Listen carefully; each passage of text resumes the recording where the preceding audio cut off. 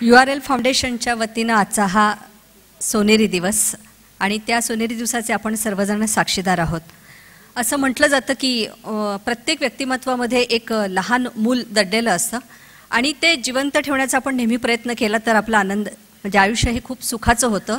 एका वर्षानंतर एक असं आपलं वय वाढत जातं. वयाकडे लक्ष देऊ नका, कारण ते जे हसरं मूल असतं ते काहीतरी सतत उद्योग करत असतं, काहीतरी मिळवण्याचा प्रयत्न करत असतं. मिळालं नाही की परत प्रयत्न करतं आणि मिळाल्यानंतर खूप आनंदानं बेहोश होतं. ते स्वतःही आनंद घेत असतं आणि दुसऱ्यालाही आनंद देत असतं.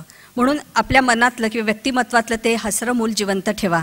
असं हे हसरं आणि जिवंत मूल 70 वर्षांचे उदयदादा असले तरी 7 वर्षाचं निरागस आणि हसरं मूल त्यांच्यामध्ये जिवंत आहे. त्या उदयदादांना 70 वर्षाच्या प्रथम शुभेच्छा देऊया. त्यांचं हे हसरं खेळतं जे निरागस मूल आहे ते सतत आनंदी ठेवण्याचा प्रयत्न करणाऱ्या त्यांच्या सुविद्य पत्नी सुधारिका, खरं तर सुधारसाने भरलेलं असं आपण त्यांचं व्यक्तिमत्व म्हणूया किंवा चुका झालेल्या सुधारण्याकडे नेहमी प्रयत्न करणाऱ्या सुधारिका, आमच्या सगळ्यांच्या मायेने ममतेने आम्ही त्यांना बम म्हणणाऱ्या सुधारिका ताई, तुम्हाला पण या निमित्तानं मानाचा सलाम. प्रत्येक पिढी पुढच्या पिढीकडून काहीतरी अपेक्षा करते, तसंच ज्याच्या नावातच शिव आहे असं शिवधनुष्य पेलणारे शिवकुमार लाड यांच्यासाठी पण आपण एकदा जोरात टाळ्या वाजूया, कारण हे इतका दिमाखदार सोहळा त्यांच्यामुळे आज संपन्न होतोय. आज प्रत्येक हे जे चौघे अधिकारी आहेत ते आपल्या जे काही त्यांनी काम केले त्याच्यावर निष्ठा ठेवतात. काम हेच धन मानतात, पण आज 4 लाखाचे धनकरी ते झालेले आहेत. तर आज त्यांच्या सुरक्षेसाठी आम्ही काही योजना करणार होतो, पण सुरेश खोपडे साहेब इथे उपस्थित असल्यामुळे कुठला रामश्यामची हिंमत नाही आहे आज तुम्हाला लुटण्याची. पण आज बँक अधिकारी, LIC सगळे एजंट बाहेर उभे आहेत. त्या 4 लाखाचं 1-1 लाखाचं तुम्ही काय करणार आहे असा प्रश्न मलाही आहे, तर तो ओघाओघामध्ये येईल. दीपाली इथे बसलेली आहे, दीपाली पण काही त्यांच्या मनातले प्रश्न विचारणार आहे. असं असतं की प्रत्येक माणसाचं काहीतरी स्वप्न असतं लहानपणी की मला हे बनायचं आहे, ते बनायचं आहे. काही जण चोर सिपाई असे पण खेळ खेळत असतात. काहींना चोर बनायचं असतं तर काहींना पोलीस बनायचं असतं. सुरेश खोपडे सर, तुम्हाला या निमित्तानं असा एक प्रश्न पहिला आहे की तुमचं काय स्वप्न होतं?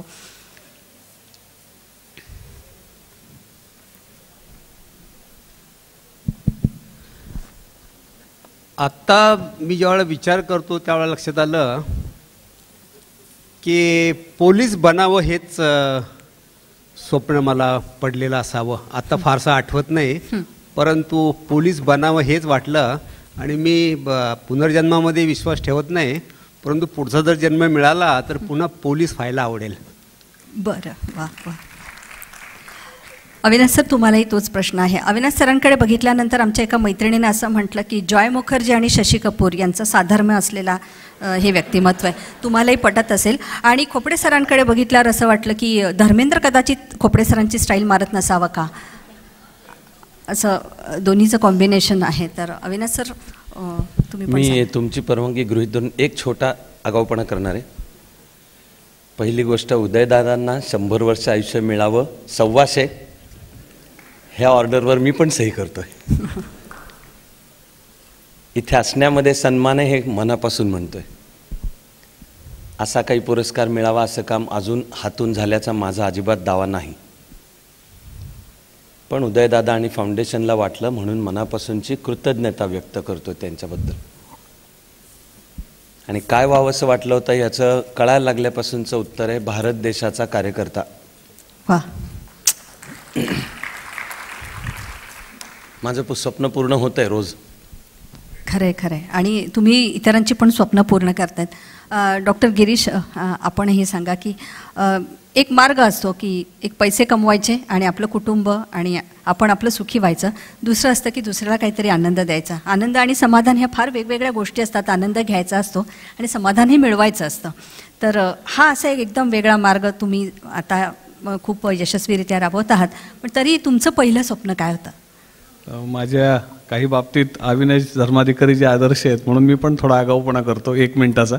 आणि सर्वप्रथम मी उदयदादांना खूप धन्यवाद देतो, URL फाउंडेशनला खूप धन्यवाद देतो. आणि मी हे सांगू इच्छितो की हा जो पुरस्कार मी स्वीकारलेला आहे हा आमच्या सर्व स्नेहालय परिवाराचे असंख्य कार्यकर्ते, या देह व्यापारातल्या माझ्यासोबत ज्यांचं आयुष्य त्यांनी स्वतः बदललं आणि माझंही बदललं. त्या माझ्या सगळ्या देह व्यापारातल्या माझ्या भगिनी, बालकं या सर्वांच्या वतीनं माझ्यासोबत इथे नगरहून जयाताई जोगदंड आल्यात.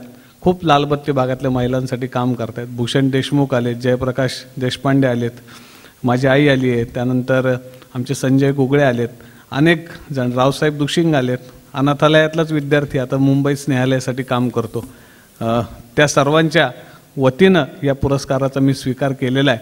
आणि हा पुरस्कार ज्यांचं बोट धरून गेली 23 वर्ष आम्ही काम करतो आहे, ज्यांच्याकडून आम्ही नेहमी पाठीवर थाप, प्रेरणा, कामाची दिशा घेत आलो, आणि जे मागच्या वर्षीचे या पुरस्काराचे मानकरी होते त्या सौ प्रीती आणि प्रवीण पाटकर यांना हा पुरस्कार मी समर्पित करतो आहे.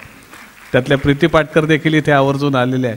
मला आपल्या सर्वांचे, खूप मान्यवर माणसं आहेत इथे, सर्वांना मी मनापासून धन्यवाद देतो. अनेकांनी मदतीचा हात दिला म्हणून हे स्नेहालयाचं काम इथपर्यंत आलं आहे.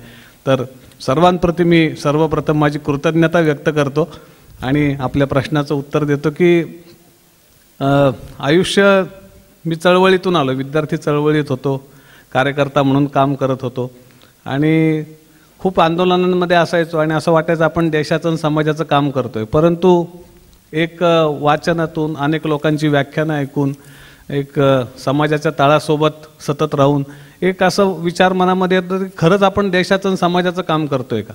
आणि मग ही जी थोडंसं साहित्याचं वाचन, गांधी, विवेकानंद, की आपल्या करण्यामुळं, कृतीमुळं जर समाजातल्या खालच्या माणसाच्या जगण्यामध्ये कणभर जरी फरक होत असेल तर आपण म्हणू शकतो की हे समाजाचे आणि देशाच्या उपयोगाचं काम आहे. आणि असं काम केलं तरच एक अर्थ, ज्याला आशय संपन्न आयुष्य आपण म्हणू, ते आपल्याला मिळू शकतं. आणि गरजा भागवण्यापुरतं तर मिळवण्याचा आत्मविश्वास पहिल्यापासून होता, कारण मी 14-15 वर्षानंतर तसे घरातनं पैसे नाही घेतले माझं आयुष्य जगण्यासाठी, शिक्षणासाठी. मी छोटे मोठे असंख्य धंदे केलेले आहेत आणि अनेक व्यवसाय का बुडतात याचा माझ्याकडे फार चांगला अनुभव आहे. म्हणजे मी त्याच्यावरही काही सांगू आणि लिहू शकतो. आणि काय यशस्वी होतात हेही सांगू इच्छितो, कारण माझे काही व्यवसाय खूप यशस्वी पण झाले. पण सांगायचा मुद्दा की एक आशय संपन्न आयुष्याचा शोध आणि आपल्या जगण्यातून इतरांचं जगणं बदलत असेल तर तो परतत्वाचा स्पर्श आयुष्याला व्हावा, ही उर्मी होती. आणि असं वाटलं की हा समाजातला सगळ्यात खालचा वर्ग आहे, देह व्यापारातल्या महिला, मुलं, HIV पॉझिटिव्ह. तर जे काय करायचं असेल, थोडीशी क्षमता, थोडासा वेळ, थोडीशी ऊर्जा आहे ती तिथंच खर्च केली पाहिजे, जो समाजातला सगळ्यात खालचा, उपेक्षित, वंचित असा वर्ग आहे. आणि म्हणून या कामातून आनंद, समाधान मिळत गेलं आणि कामही वाढत गेलं. वा वा वा. स्वामी विवेकानंदांना एकदा कोणीतरी विचारलं की डोळ्यांची दृष्टी जर अधू झाली तर यापेक्षा भीषण काय असू शकतं. तेव्हा स्वामी विवेकानंदांनी त्यांना असं म्हटलं की डोळे अधू झाले तरी विचारांची दृष्टी मात्र अधू करू नका. असं सांगणारा एक खूप दिग्गज असा आपला मित्र राहुल बसलेला आहे. राहुलने मला वाटतं आजपर्यंत सगळे पुरस्कार घेतलेत, कुठला पुरस्कार त्याने ठेवलेलाच नाही आहे असा आपला राहुल असं म्हणतात की स्वप्न ही डोळ्यातून पाहू नका तर ती हृदयापासून बघा. कारण डोळ्यातनं जर अश्रू आले कदाचित तर ते वाहून जाण्याची शक्यता असते, पण हृदयापासून पाहिली तर मात्र त्याची जी धडधड धडधड धडधड असते त्याप्रमाणे ती स्वप्न कायम तुम्हाला काहीतरी सत्यात आणण्यासाठी प्रेरणा देतात. तर तुझं स्वप्न काय आहे? सर्वप्रथम उदयदादांना त्यांच्या वाढदिवसाच्या मी शुभेच्छा देतो. आणि त्यांच्याशी जे माझं 1.5 महिन्यापूर्वी बोलणं झालं आणि त्या संभाषणात त्यांनी मला सांगितलं की हा पुरस्कार ते का त्यांनी सुरू केले, की एका अपघातातनं ते वाचले, त्यांना नवजन्म मिळाला आणि मग आता हा दिवस एक कृतज्ञता दिन म्हणून साजरा करायचा सगळ्यांच्या समवेत. एवढ्या एका वैचारिक, उदात्त अशा वैचारिक भूमिकेतनं हा उपक्रम त्यांनी हाती घेतला आणि असा हा पुरस्कार मला आज मिळाला, याचा खूप मला आनंद झाला. मी माझं सद्भाग्य समजतो. बऱ्याचदा शासन दरबारी चांगले उपक्रम, प्रकल्प मान्य करून घेण्यासाठी हजारो खेटा घालायला लागतात आणि त्यावेळेला नैराश्य येतं की समाजाचंच काम करण्यासाठी सुद्धा किती खपावं लागतं. पण अशा वेळेला उदयदादांसारखा एखादा माणूस पाठीवरती कौतुकाची थाप देतो, त्यावेळेला असं वाटतं की आपल्याला आणखी बरंच काम करायचं आहे. हा उत्साह अंध अपंगांच्या पुनर्वसनासाठी नवीन प्रकल्प घेण्यासाठी नक्कीच मला उपयोगी ठरेल असं वाटतं. मी एका शेतकऱ्याचा मुलगा. माझ्या आईवडिलांनी कधी मला बोटाला धरून काही गोष्टी सांगितल्या नाही, काही दाखवल्या नाही. शिकायचं म्हणून पुण्यात आलो. समाजानेच संस्कार केले आणि त्यावेळेला जे मी चांगल्या गोष्टी समाजातल्या काही लोकांकडनं शिकलो त्या गोष्टी अशा होत्या की माझ्यासारखीच जे माझे अंध बांधव आहेत त्यांना मला जे कळलं ते सांगायचं. ज्यावेळेला मी 4थी 5वीत होतो, 6वीत होतो, त्यावेळेला माझी परीक्षा संपली की मी माझ्या खालच्या वर्गातले जे मुलं असायचो त्यांचा अभ्यास घ्यायचो. माझ्याकडे जे जे स्किल्स होते ते मी त्यांना शिकवायचो. आणि मग मला असं वाटायला लागलं की आपण बहुतेक शिक्षक प्राध्यापक म्हणून चांगलं काम करू शकू.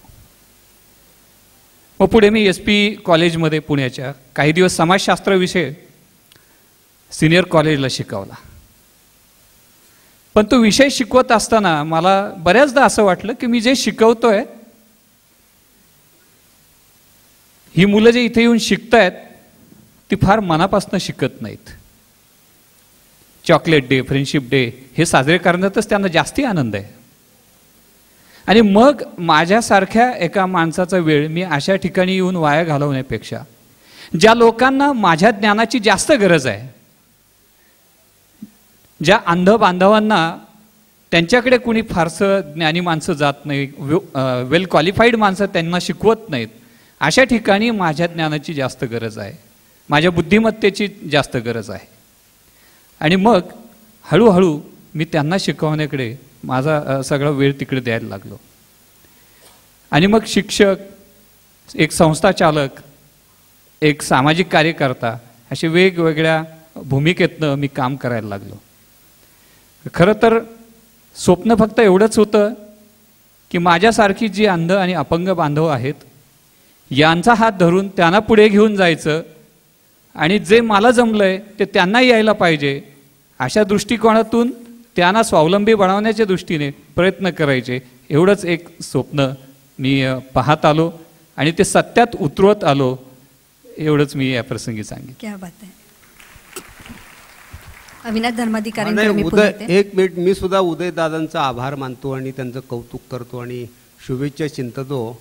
मी एकदम घाबरलो, कारण तुम्ही घाबरलात म्हणजे आश्चर्य. घाबरलो असं की सरकारने माझी ग्रॅज्युटी थांबवलेली आहे आणि पेन्शन रद्द का करू नये म्हणून अशी नोटीस दिलेली आहे. मला वाटलं 1 लाख रुपये आले तर जर आभार नाही मानले तर दादा म्हणतील परत देऊन टाकले तो.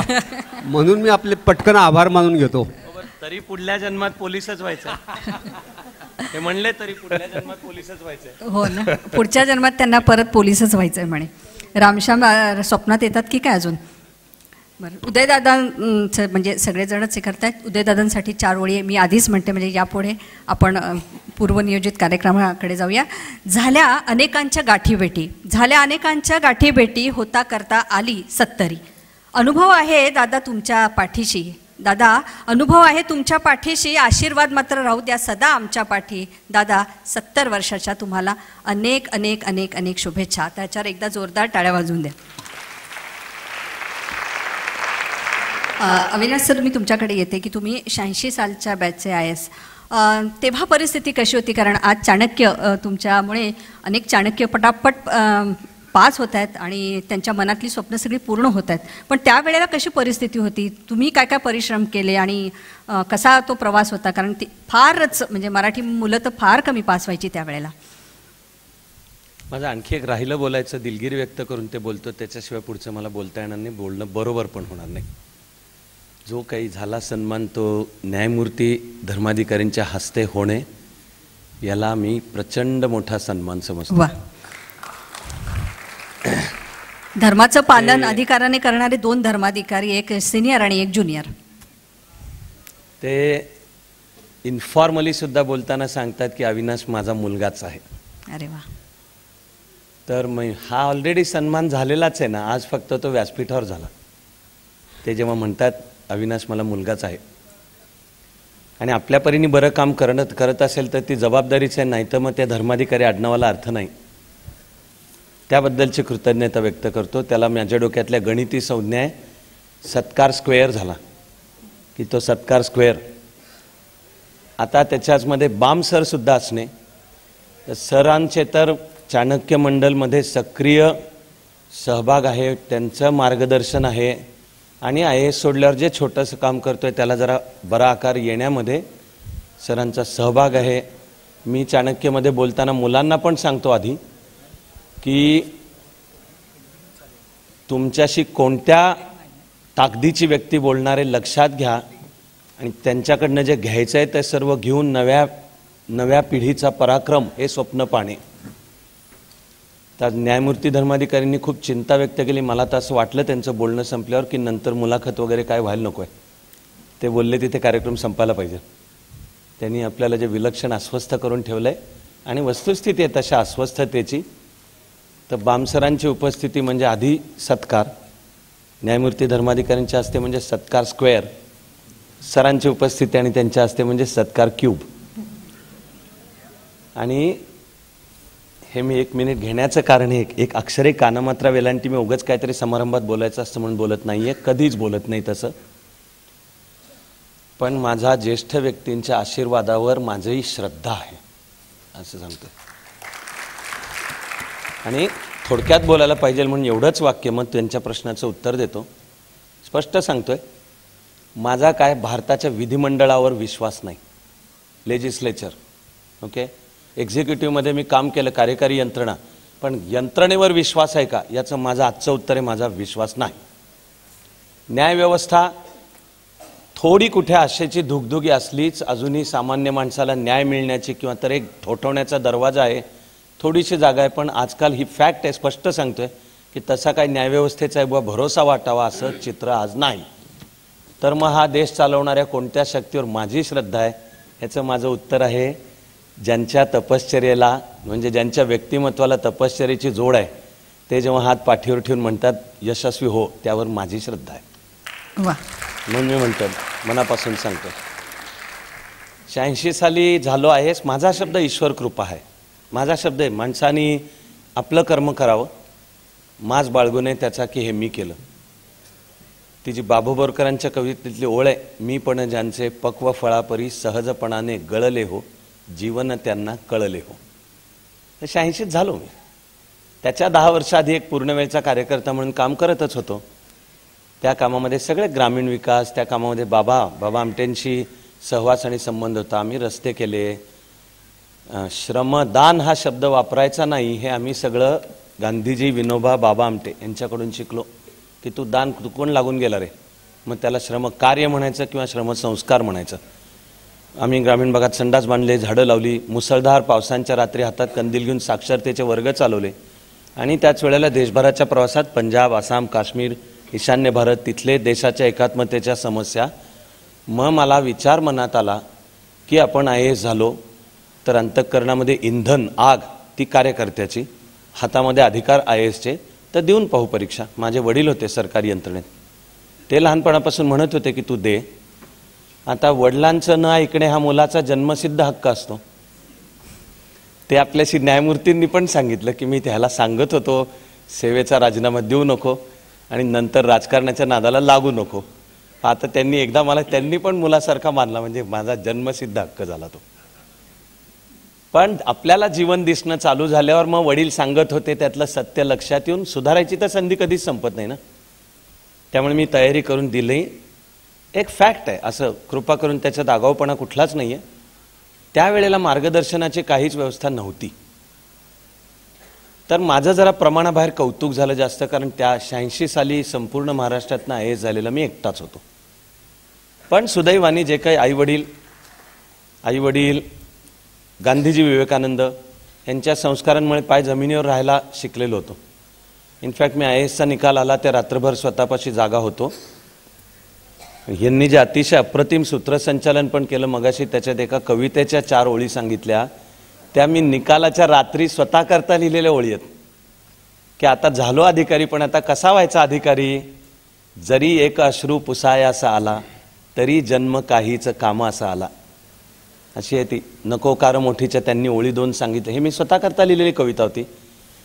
मी असा त्याचं इंटरप्रिट केलं की तुला ईश्वराने का केलंय IAS, तर आता तू मग हे इतरांच्यापर्यंत पोचतं करायचंस, ह्याची मस्ती बाळगू नकोस.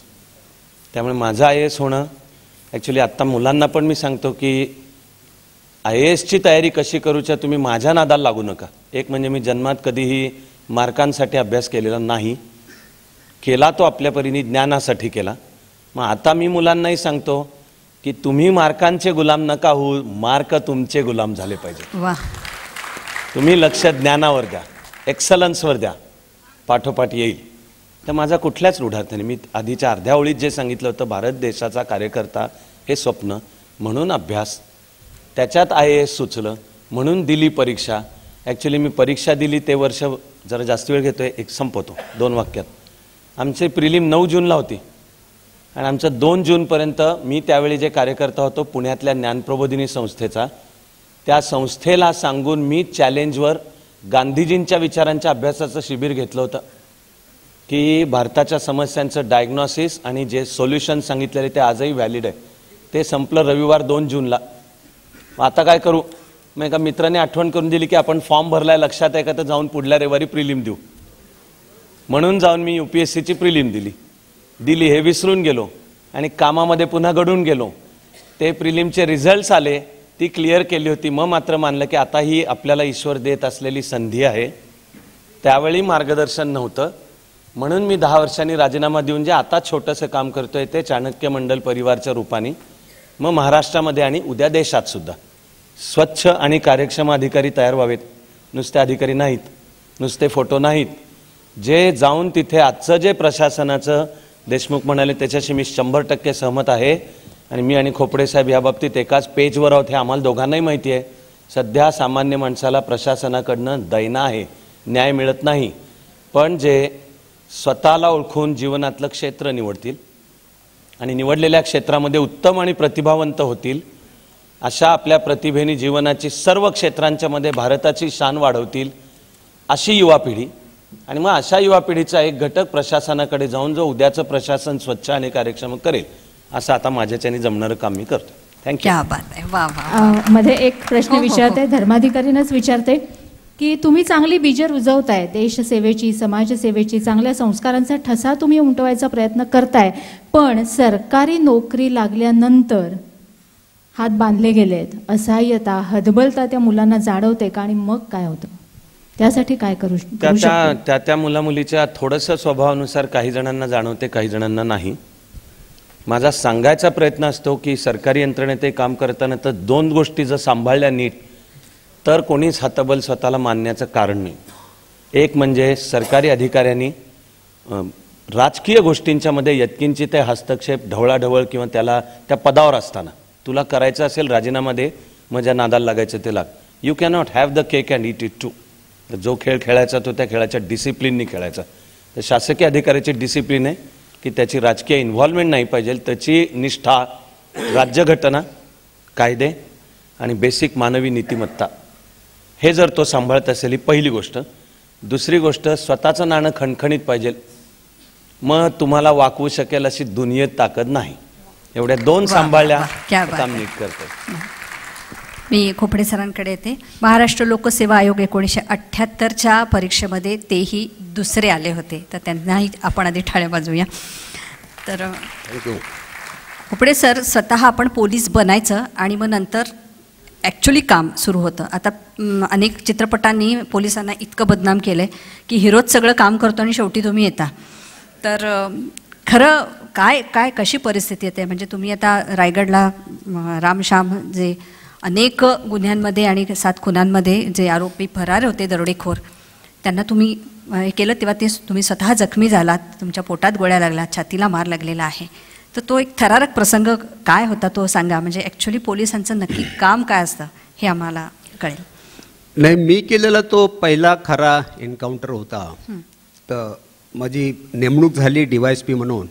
पनवेलला मी चार्ज घेतला आणि मी खेडेगावातून आलेला एक शेतकऱ्याचा मुलगा, आणि तिथं मी रेकॉर्ड पाहिलं की 2 दरोडेखोर 22 वर्ष फरारी आहेत, त्यांच्याकडे फक्त 2 बंदुका आहेत आणि ते 2 जिल्ह्यांना पाहिजे होते, ठाणे आणि रायगड जिल्ह्यांना.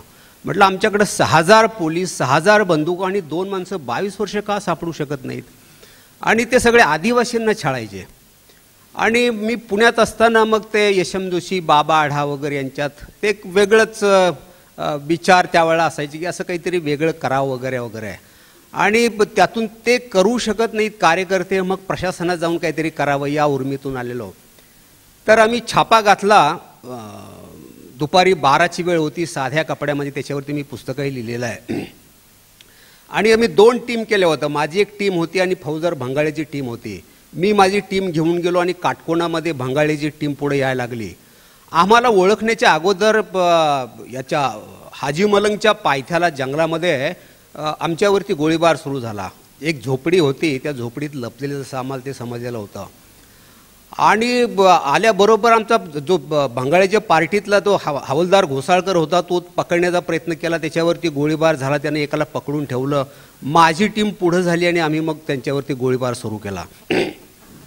आणि गोळीबाराच्या फैरी चालू असताना मी साध्या कपड्यामध्ये 2 रिव्हॉल्वर घेतले होते, सफेद शर्ट घातलेला होता. आणि इथं काहीतरी मुंगी चावली असं मला भास झाला. मी जर असं वाकून पाहिलं तर इथं मला गोळी लागलेली होती आणि त्यातून रक्त यायला लागलं होतं. आणि त्याच वेळेला जो आमचा हवालदार घोसाळकर होता, तो पडलेला, तो ओरडत होता की मला मदत पाहिजे, मदत पाहिजे. आणि त्याहीपेक्षा महत्त्वाचं म्हणजे इन्स्पेक्टर भंगाळे जे त्याचे प्रमुख होते टीमचे, ते मोठ्यानं ओरडत होते की साहेब माझ्या पिस्तुलातून गोळ्या उडत नाही, मी काय करू? आणि मग एका बाजूला गोळ्या उडत नाही, मला तो गोळी लागलेली आहे. आणि मग गोळी लागल्याबरोबर मला सगळं जग आठवलं.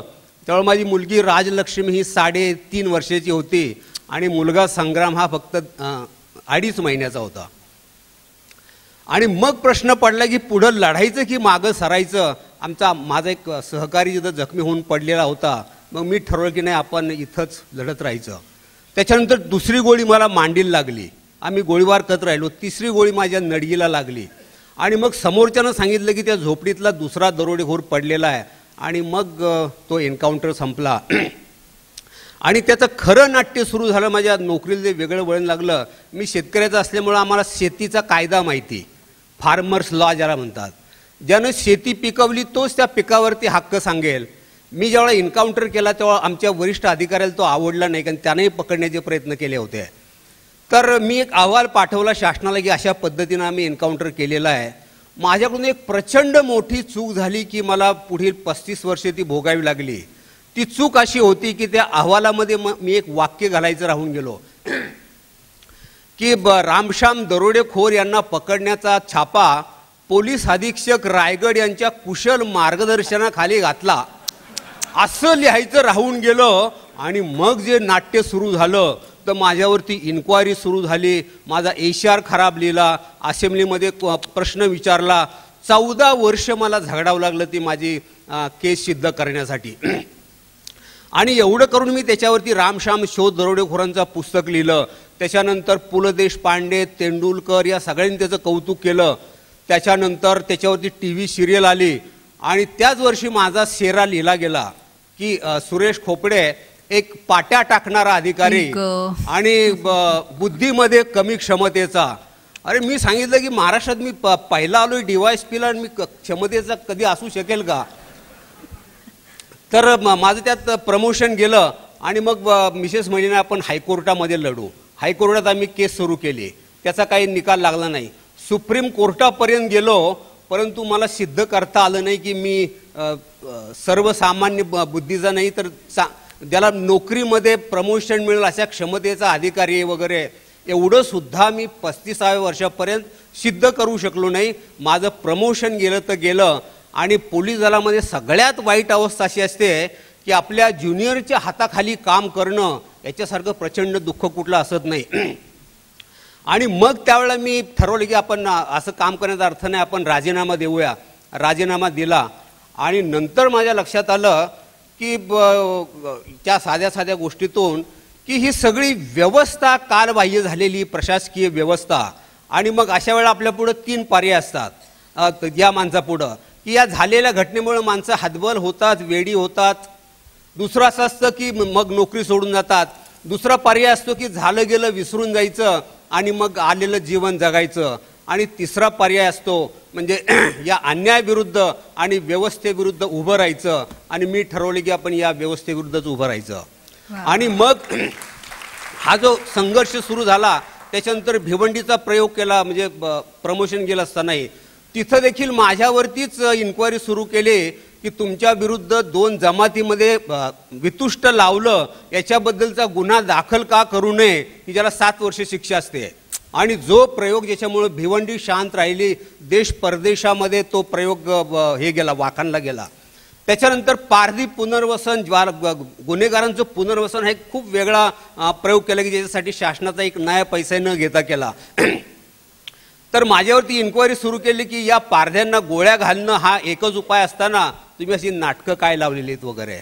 आणि अशा पद्धतीनं लढत असताना करत असताना मग माझं मत असं म्हणलं की मी तो राजीनामा परत घेतला की आपल्याला जर ही जी व्यवस्था केलेली आहे आता प्रचलित व्यवस्था, ही व्यवस्थेमधल्या असणाऱ्या माणसांना फायद्याची असते. ज्याच्यासाठी ही व्यवस्था निर्माण केलेली आहे त्याच्यासाठी मात्र ही व्यवस्था धोकादायक असते, त्रासदायक असते. आणि म्हणून मग मी ठरवलं की बाहेर जाऊन या व्यवस्थेत काही लढता येणार नाही. तुम्हाला व्यवस्थेत राहिलं तरच व्यवस्था समजते आणि व्यवस्थेत राहूनच तुम्हाला लढता येतं. आणि म्हणून मग मी शेवटपर्यंत लढत राहिलो. कारण का ही याच्यात मगाशी मुद्दा निघाला की आपल्याकडची माणसं चांगली आणि पोलीसमध्ये किंवा प्रशासनामध्ये गेल्यानंतर अशी बिघडतात का आणि चुकीची का होतात, याच्यावरती मी प्रचंड अभ्यास केला आणि प्रचंड माहिती घेतली. आपल्याकडे काय झालेलं आहे की आपल्याकडे चांगली, we are putting good people in the bad system आणि म्हणून आपल्याला बॅड रिझल्ट्स मिळत आहेत. 90% आपल्याकडे व्यवस्था कालबाह्य आहे, फक्त 10% लोकांच्या मध्ये दोष आहे. आणि मग आपण जसं म्हणतो की स्ट्रक्चर इन्फ्लुएन्सेस बिहेवियर, म्हणजे आपण मराठीत काय म्हणतो त्याला, ही जी रचना केलेली आहे व्यवस्था रचना वगैरे, या रचनेवरच तुमची सगळी बिहेवियर अवलंबून असते. मी जर सिंगापूरला गेलो, अमेरिकेत गेलो तर मी असा वाईट वागत नाही, थुंकत नाही वगैरे वगैरे. इथं मात्र वागतो. असा का वागतो? कारण इथली स्ट्रक्चर चुकीची आहे. आणि म्हणून मग माझा पुढचा जो सगळा संघर्ष झाला की सिस्टीम बदलली पाहिजे, स्ट्रक्चर बदलली पाहिजे आणि त्याच्यासाठीच अजूनही लढतोय आणि रिटायरमेंट नंतरही तेच करायचे. पण या शौर्यासाठी राष्ट्रपती पदक पण सुरेश खोपडे यांनाच मिळालं. सुरेशदादा, तुमच्याकडे असं हे सगळं ऐकल्यानंतर काही वेळा म्हणजे फार असं धक्कादायक हसू पण आलं, कारण तुम्ही खूप चांगल्या पद्धतीने ते मांडलात. पण तो त्रास किती झाला असेल हे तुम्हीच जाणता. कितने मोड लेती है जिंदगी, कितने मोड लेती है जिंदगी, हर मोड़ पे नए सवाल कर देती है जिंदगी. ढूंढते रहे हम जवाब जिंदगी भर, ढूंढते रहे हैं हम जवाब जिंदगी भर, जवाब मिल जाए तो बदल देती है जिंदगी. ऐसे जिंदगी. डॉक्टर गिरीश, तुम्हाला असं विचारायचं आहे मला की एखादा वृक्ष फळांनी वगैरे पूर्ण बहरला की त्याच्याकडे बऱ्याच वेळेला लक्ष जातं, पण मुळात एखादी नापीक जमीन असते, ती सुपीक बनवायची असते, मग तिला खतपाणी घालायला लागतं, एक बी पेरावं लागतं, त्याला त्याची पण निगराणी करायला लागते आणि मग कुठे हळूसं एक रोपटं येतं. मग वादळ, वारा, ऊन, पाऊस सगळं काही ते सहन करते, पण तरीसुद्धा त्याला आपण प्रेमाने वाढवतो आणि मग स्नेहालयसारखा एक सुंदर असा एक वृक्ष तयार होतो. आणि त्याचे सगळं श्रेय हे तुम्हाला आहे, हे सांगायला आज विशेष अभिमान वाटतोय. पण यासाठी सुद्धा अनेक वादळ, वारा, दुःख सगळं सहन करायला लागलेलं आहे तुम्हाला. तर हा प्रवास कसा होता स्नेहालयपर्यंतचा? याचे श्रेयकरी मी आणि एकटा नाही आहे, खरोखरच मी सांगतो म्हणजे की सगळे माझ्याबरोबरचे सहकारी, माझ्या सगळ्या भगिनी, त्यांना याचं श्रेय. मुळात काय, मी ज्या नगर गावामधनं आलो ना, त्या गावामध्ये लष्कराचे मोठ्या आस्थापना आहेत. जवळपास 524 ते 25 वर्ष जुनं गाव आहे माझं. 1490ची स्थापना आहे. आणि जिथं लष्कर खूप असतं तिथे वेश्या व्यवसाय खूप असतो. तसं माझ्या गावात मी लहानपणापासून हे लालबत्ती भाग पाहायचो. मी 8वीत असताना मला आठवतं, मी गणिताच्या क्लासला जायचो चितळे रोडवर, आणि मी क्लासला जायचो आणि माझ्याच वयाची मुलगी तिथे धंद्याला उभी केलेली असायची. आणि एक मनामध्ये विचार यायचा की मी जेवण केलेलं आहे, माझ्या हातात पाटी पेन्सिल आहे, हे मला पुढं भविष्यात हे व्हायचं ते व्हायचं असं विचार करतो. आणि माझ्याच वयाची एक मुलगी आहे, ती तिथे. पुढे खूप अस्वस्थता वाटायची, त्या पलीकडे काय होत नव्हतं. त्याच्यानंतर मी कॉलेजमध्ये असताना माझा एक मित्र होता, तो ज्या समाजातनं आला होता त्या समाजात परंपरेने हा व्यवसाय केला जायचा. मी जेव्हा त्याच्या घरी गेलो तेव्हा मी पाहिलं की त्याची 16-17 वर्षाची बहीण या व्यवसायात आहे, त्याची 40-45 वर्षाची आई या व्यवसायात आहे, त्याची 65-70 वर्षाची म्हातारी आजी चहाच्या कपावर गिरायकाच्या मागे पळते, धंदा करते. आणि क्षणभर विचार आला मनामध्ये की या जागी जर खरोखर माझ्या कुटुंबातली कोणी व्यक्ती असेल तर मला काय वाटेल. कारण हा एक परमेश्वराची कृपाच आहे की मी मास्तराच्या पोटी जन्माला आलो. माझं सगळं ठीकठाक होतं. कनिष्ठ मध्यम वर्गातल्या कुटुंबातलं मुलाचं जसं नीट असतं तसं माझं नीट होतं. ही खूप अस्वस्थ करणारी गोष्ट होती. आणि मी मधल्या सगळ्या चळवळी वगैरेच्या प्रवासात होतो. पण मला सतत असं वाटायचं की मी सगळ्यात जास्त अस्वस्थ कधी होतो तर मी जेव्हा हा विचार करतो की माझं कोणी त्या जागी असेल तर मला काय वाटेल. आणि माझं कॉलेजचं आयुष्य संपत आलं तेव्हा मी विचार केला की आता मी नुसतंच वाटतं माझ्याच्याने काहीच होत नाही. या गोष्टीला बाबा आमटे फार छान शब्द म्हणतात की ते मनाचा महारोग, की नुसतंच रस्त्याने चालताना हे वाईट दिसतं ते वाईट दिसतं. कामाटेपुऱ्यात गेलो, लहान मुली उभ्या होत्या. इकडे गेलो रस्त्यात सिग्नलला मुलं भीक मागत होती. तिथे रस्त्याच्या कडेला एक बाई पार तिचं सगळं वाटोळं झालं होतं, गटारीवर बाजूला पडली होती, HIV पॉझिटिव्ह. कदाचित पूर्वीची वेश्या असेल, ती कोणाच्याच कामाची नाही म्हणून तिला जनावरासारखं आणून टाकला असेल मारण्यासाठी. काही असेल, स्टँड स्टेशनवर तर असे दृश्य दिसतात, माणूस पुढं निघून जातो. मला वाटलं की आपणही तसेच बनू, म्हणजे नुसतंच वाटलं सोडून दिलं. आणि ते वाटण्याचाच आनंद वाटतो आपल्याला की आपण संवेदनशील आहोत, त्याच्या पुढे गेलं पाहिजे, काहीतरी केलं पाहिजे. आणि असा विचार केला. आणि मला आठवतं जानेवारी महिना होता 1989चा. मी म्हटलं चला आपण लालबत्तीत जाऊ आणि या महिलांसोबत काहीतरी करू. पण खूप अवघड विषय होते, महिलांचे गुंतागुंतीचे प्रश्न होते. मला जे वाटायचं की धंदा करणं म्हणजे किती क्रूर गोष्ट आहे, पण आता त्या धंद्यात राहून राहून त्यांच्यावर इतके अत्याचार झालेले असतात की त्याला त्या युष्ट होऊन जातात. त्यांचे प्रश्न वेगळेच होते. त्यांचे प्रश्न होते की आमची मुलं या धंद्यात नाही आले पाहिजे, आमच्या मुली परत या व्यवसायात नाही आल्या पाहिजे, त्याच्यासाठी काहीतरी करा. मग छोट्या छोट्या गोष्टी सुरू केल्या. समोर महापालिकेचं मैदान होतं. संध्याकाळी 6ला मी मुलांना गोळा करायचो आणि तिथे धंद्याच्या वेळेत त्या मुलांना दूर ठेवायचा प्रयत्न करायचो. मग त्यांना खाऊ, गप्पा, गाणी, त्यांच्यासाठी एंटरटेनमेंट, आणि कसं तरी 10 वाजेपर्यंत त्यांना तिथं बाजूला ठेवायचं. कारण धंद्याच्या वेळेत मुलं तिथं असले की गिरायकासाठी सगळ्या दारू आण, सिगरेट आण, गुटख्याच्या पुड्या आण, तर तेच व्यसन त्या मुलांनाही लागायचे. किंवा आई समजा नाही आहे तिथे उपलब्ध, गेली गिरायकाबरोबर, तर नवीन आलेले गिरायक टोळ्या त्या लहान लहान मुलांचा पण खूप चाइल्ड ज्याला म्हणू लैंगिक छळ करणार, मुलं असो मुली असो, हे सगळ्यातून जे त्यांचं आयुष्य उद्ध्वस्त व्हायचं. तर त्या गोष्टींच्यासाठी मग त्या संध्याकाळच्या वेळेत मी दूर ठेवायला सुरुवात केली. आणि त्याच्यामुळे महिलांचा माझ्यावर विश्वास बसला. आणि ती एक कथा तिथे सुरू झाली की विश्वास बसला. मग त्यांचे प्रश्न घेऊन त्या आमच्याकडे यायला लागल्या. त्यांचा आमच्यावर विश्वास बसल्यामुळंच आम्ही त्यांच्या छोट्या छोट्या प्रश्नात काम केलं. मग कुंटणखाना चालवणारे लोक, त्यांचे अत्याचार, दलालांचे अत्याचार, पोलिसांचा हप्ता, मग पुढे त्यांचा एक मोठा प्रश्न म्हणून HIV एड्स. त्यावेळेला खरं HIV एड्स नव्हतं. त्यावेळेला असं होतं की त्यांची संतती मर्यादित असली पाहिजे, त्यांना गुप्तरोग नाही झाले पाहिजे, म्हणून आम्ही पावडर लावलेले कंडोम वाटायचो. आणि त्या महिला म्हणायच्या यांनी फार त्रास होतो, पण तुम्ही आमची मुलं सांभाळता म्हणून तुमचं ऐकतो ना आम्ही हे सांभाळतो. मग 95-96ला जेव्हा सगळ्या लालबत्त्यात बायका टपाटप HIVने मरायला लागल्या, तर आमच्या बायका नीटनेटक्या होत्या. त्या म्हणायच्या की आपल्या गल्ल्यांमध्ये मरत नाहीत बायका, कारण की त्यांनी ही काळजी मागच्या अनेक वर्षांपासून घेतली होती. असा तो सगळा प्रवास होता. खरा यातला मोठा टर्न होता की मला आमच्या इथली मुलांची संख्या वाढली. काही केसेस अशा झाल्या की त्यांना मला ताबडतोब शेल्टर देणं गरजेचं होतं. ते नुसतंच संध्याकाळचं जे काही तिथं थांबणं होतं ते काही पुरेसं नव्हतं. आणि माझ्याकडे जागा नव्हती. त्यावेळेला माझ्या आईवडिलांचे खूप मोठे ऋण आहेत की त्यांनी मला आमच्या घरामध्ये, माझा मोठा वाडा आहे नगरला जुना, त्याच्यात मुलं ठेवायची परवानगी दिली. आणि माझ्यासाठी तो फार जबरदस्त अनुभव होता की ते मुलांच्या सोबत मी 24 तास होतो. आणि मुलांना काय हवं असतं हे समजून घेण्याचा माझा जो शोध होता तो मला त्या सगळ्या प्रवासात लागला. मुलं घरी राहायची आणि ती मुलं कधी अडचणी असायच्या, मी तिथं असायचो नसायचो, माझी आई स्वयंपाक करायची, घरातल्याच सारखी ती मुलं राहायची. माझ्या लक्षात आलं की मुलं हे काही खाऊ देतो म्हणून किंवा सुखसाधनं देतो म्हणून किंवा त्यांच्यासाठी काही चांगल्या सुविधा देतो म्हणून आपल्याबरोबर नसतात, तर ते प्रेमाची भुकेली असतात. तर त्यांना तुमचा प्रेमाचा स्पर्श आणि त्यांना तुम्ही एका कुटुंबासारखी वागणूक देणं, तुमच्या घरातलं समजणं, या 2 गोष्टी श्रद्धा निर्माण करतात, विश्वास निर्माण करतात तुमच्याविषयी. आणि मग मुलं उपाशी असली तरी तुमच्याबरोबर राहू शकतात. आणि पुढे मग ते अल्केमिस्ट सारखं आहे की एकातून दुसरी गोष्ट. मला जागा नव्हती, मला एक माणूस भेटला, त्याने मला जागा दिली. मी शोध घेत राहिलो, मला माणसं मिळत गेले, देणगीदार मिळत गेले, कार्यकर्ते मिळत गेले, महिला मिळत गेल्या.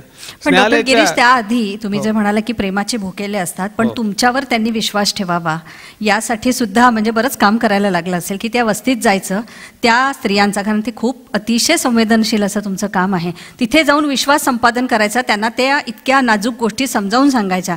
यामध्ये किती घालमेल झाले, किती परिश्रम करायला लागले तुम्हाला? हे कष्टदायक काम होतं, कारण आम्ही सगळे असे पोरं होतो आणि आम्ही आमच्या दुप्पट वयाच्या बायकांसोबत फारच नाजूक विषयांवर जाऊन बोलणं आणि समजून सांगणं असा तो प्रकार होता. पण महिला असतात ना, त्या चतुर असतात, व्यवसायातल्या महिला फार हुशार असतात. त्यांना 1 मिनिटात कळतं की हा माणूस गिरायक आहे आणि हा नुसताच गल्लीतून पलीकडे चाललेला माणूस आहे. ते कधीच जो कामाचा नाही त्या माणसाच्या मागे लागणार नाही, तर बघणार पण नाहीत त्याच्याकडे. 1 सेकंदात कळतं त्यांना. तसं त्यांच्या लक्षात आलं की हा माणूस आपल्या डोळ्याकडेच बघतो आणि सगळेच कार्यकर्ते आलेले आपल्या डोळ्यात बघून बोलतात, इकडे तिकडे बघत नाहीत. किती वेळा मुलं घ्यायला आणायला जातात, त्यांची जी वृत्ती आहे, नियत आहे चांगली, म्हणून त्या महिलांनी विश्वास ठेवला खरं तर. आणि पहिल्या दिवसापासून आमच्या ट्रस्टमध्ये, स्नेहालयाच्या सगळ्या लालबत्ती भागातल्या महिला लाईफ मेंबर आहेत, आमचे विश्वस्त मंडळात सुद्धा वेश्य आहेत. तर मला फार आनंद वाटतो की आमचे इतर सभासद जितक्या जबाबदारीने काम करतात त्याच्यापेक्षा कणभरही कमी जबाबदारीने आमच्या महिला काम करत नाहीत संस्थेमध्ये. आणि त्यांचा सहभाग पहिल्यापासून होता, कारण आमचं असं म्हणणं होतं की ज्यांचा प्रश्न आहे त्यांना बरोबर घेऊनच ते प्रश्न सोडवले पाहिजे. नाही तर बऱ्याचदा असं होतं की प्रश्न वेगळ्याच लोकांचा असतो, जाणारे कार्यकर्ते आणि लोक वेगळेच असतात आणि मग खूप गॅप्स तयार होतात. विचारांच्या गॅप्स असतात, कामाच्या विषयांच्या प्रायोरिटीजच्या गॅप्स असतात. आणि मग त्या गॅप्स टाळण्यासाठी आमच्यासोबत आमची माजी विद्यार्थी आहेत, लालबत्तीतली मुलं आहेत, आज आमच्या सोबत काम करणारी तर पूर्ण जनरेशन आमच्या समजा तालमीत तयार झालेली आहे. आणि आम्हाला त्याचा खूप आनंद वाटतो, कारण आम्ही हे शिकलो की आपल्याला कुठे रेडीमेड माणसं मिळणार नाहीत हे कामं करायला, कारण याच्यामध्ये संघर्ष आहे, रचना आहे, सगळं आहे, ताण आहे, तणाव आहेत, आनंदाचे क्षण आहेत, ह्याच्यात आपल्यालाच ती माणसं घडवायला लागणार. आणि मग पुन्हा एकदा सांगतो की या सगळ्या प्रवासात तुम्हाला बोट धरायची इच्छा असावी लागते, तुम्हाला नवं शिकायची एक वृत्ती असायला लागते. ह्याच्यामध्ये 97 साली मला प्रवीण पाटकर आम्हाला स्वतःहून भेटायला आले नगरला. तर आमचं छोटंसं काम होतं, आमचे विचार आमच्या नगर गावात काम करता करता सुचलेले विचार होते, पण जे एक मोठं होरायझन या सगळ्या विषयाचं जे आंतरराष्ट्रीय परिमाण आहे हे सगळं समजण्यासाठी आम्हाला त्यांच्या धरलेल्या बोटाचा, इथल्या प्रेरणा संस्थेचा खूप उपयोग झाला आणि खूप माणसं मिळत गेली. आज मी तुम्हाला सांगतो की स्नेहालयाचा जो पाया आहे ना, म्हणजे आज आमच्या संस्थेला सरकारी अनुदान नाही आहे, म्हणजे 23 वर्ष जुनी संस्था आहे, 450 मुलं आहेत माझ्याकडे निवासी, त्यातले निम्मे HIV पॉझिटिव्ह मुलं आहेत. आणि 93 पासून मी एकही पैशाची सरकारी मदत न घेता विनामूल्य rehabilitation residential care support centre चालवतो आणि समाज पैसे देतो. 40,000 लोक आहेत की जे 11 रुपयापासून 101 रुपये, अजून काही जास्त मदत त्यांच्या वाढदिवसाला, ॲनिव्हर्सरीला देतात. आणि गिरायका मागं माझ्या सगळ्या भगिनी 1-1 रुपये टाकतात. मला ती सगळ्यात अमूल्य मदत आहे. मला जर लगेच पैसे पाहिजे असतील तर मी फक्त लालबत्तीतच गाठू शकतो, ते कुठल्याही मोठ्या बंगल्यातून फ्लॅटमध्ये जाऊन गॅरंटी नाही आहे. करू, बघू, उद्या या, भावाशी बोलतो, चर्चा करतो, नंतर या. सध्या महागाई वाढली, पेट्रोलचे भाव वाढलेत, मला असं काहीच ऐकायला लागत नाही. मी तिथं जाऊन म्हणू शकतो मला 1000 रुपये लगेच पाहिजे, जरा द्या, अडचण आहे. तर माझ्या या बहिणीकांनी त्यांची जी संस्था आहे, हा असा सगळा प्रवास आहे. वा वा, हा इतका विश्वास तुम्ही खरं तर संपादन केलाय, कारण तुम्ही त्या तो आनंद घेताय काम करण्याचा, त्यांनाही आनंद देताय. म्हणून कोणीतरी असं म्हटलंय की खुशिया किंवा आनंद कसा असावा, तर आनंद चंदनासारखा असावा. खुशिया चंदन जैसी होती है, दूसरे के माथे पर लगाओ तो अपनी उंगलियां भी महक जाती है. तुमच्या कामावरून तुम्ही सिद्ध केलेलं आहे. दीपाली, तुला विचारायचं? राहुल देशमुख यांना असं विचारायचं आहे की ही एवढी जिद्द, सगळा प्रवास जो आहे तो त्यांचा जिद्दीचा प्रवास आहे, ही एवढी जिद्द त्यांच्यामध्ये कशी निर्माण झाली? कारण अलीकडे आपण बघतो छोट्या छोट्या अपयशाने तरुण पिढी निराश होते, आत्महत्या करायला प्रवृत्त होते, आणि तुम्ही एवढी जिद्द कशी बाळगलीत?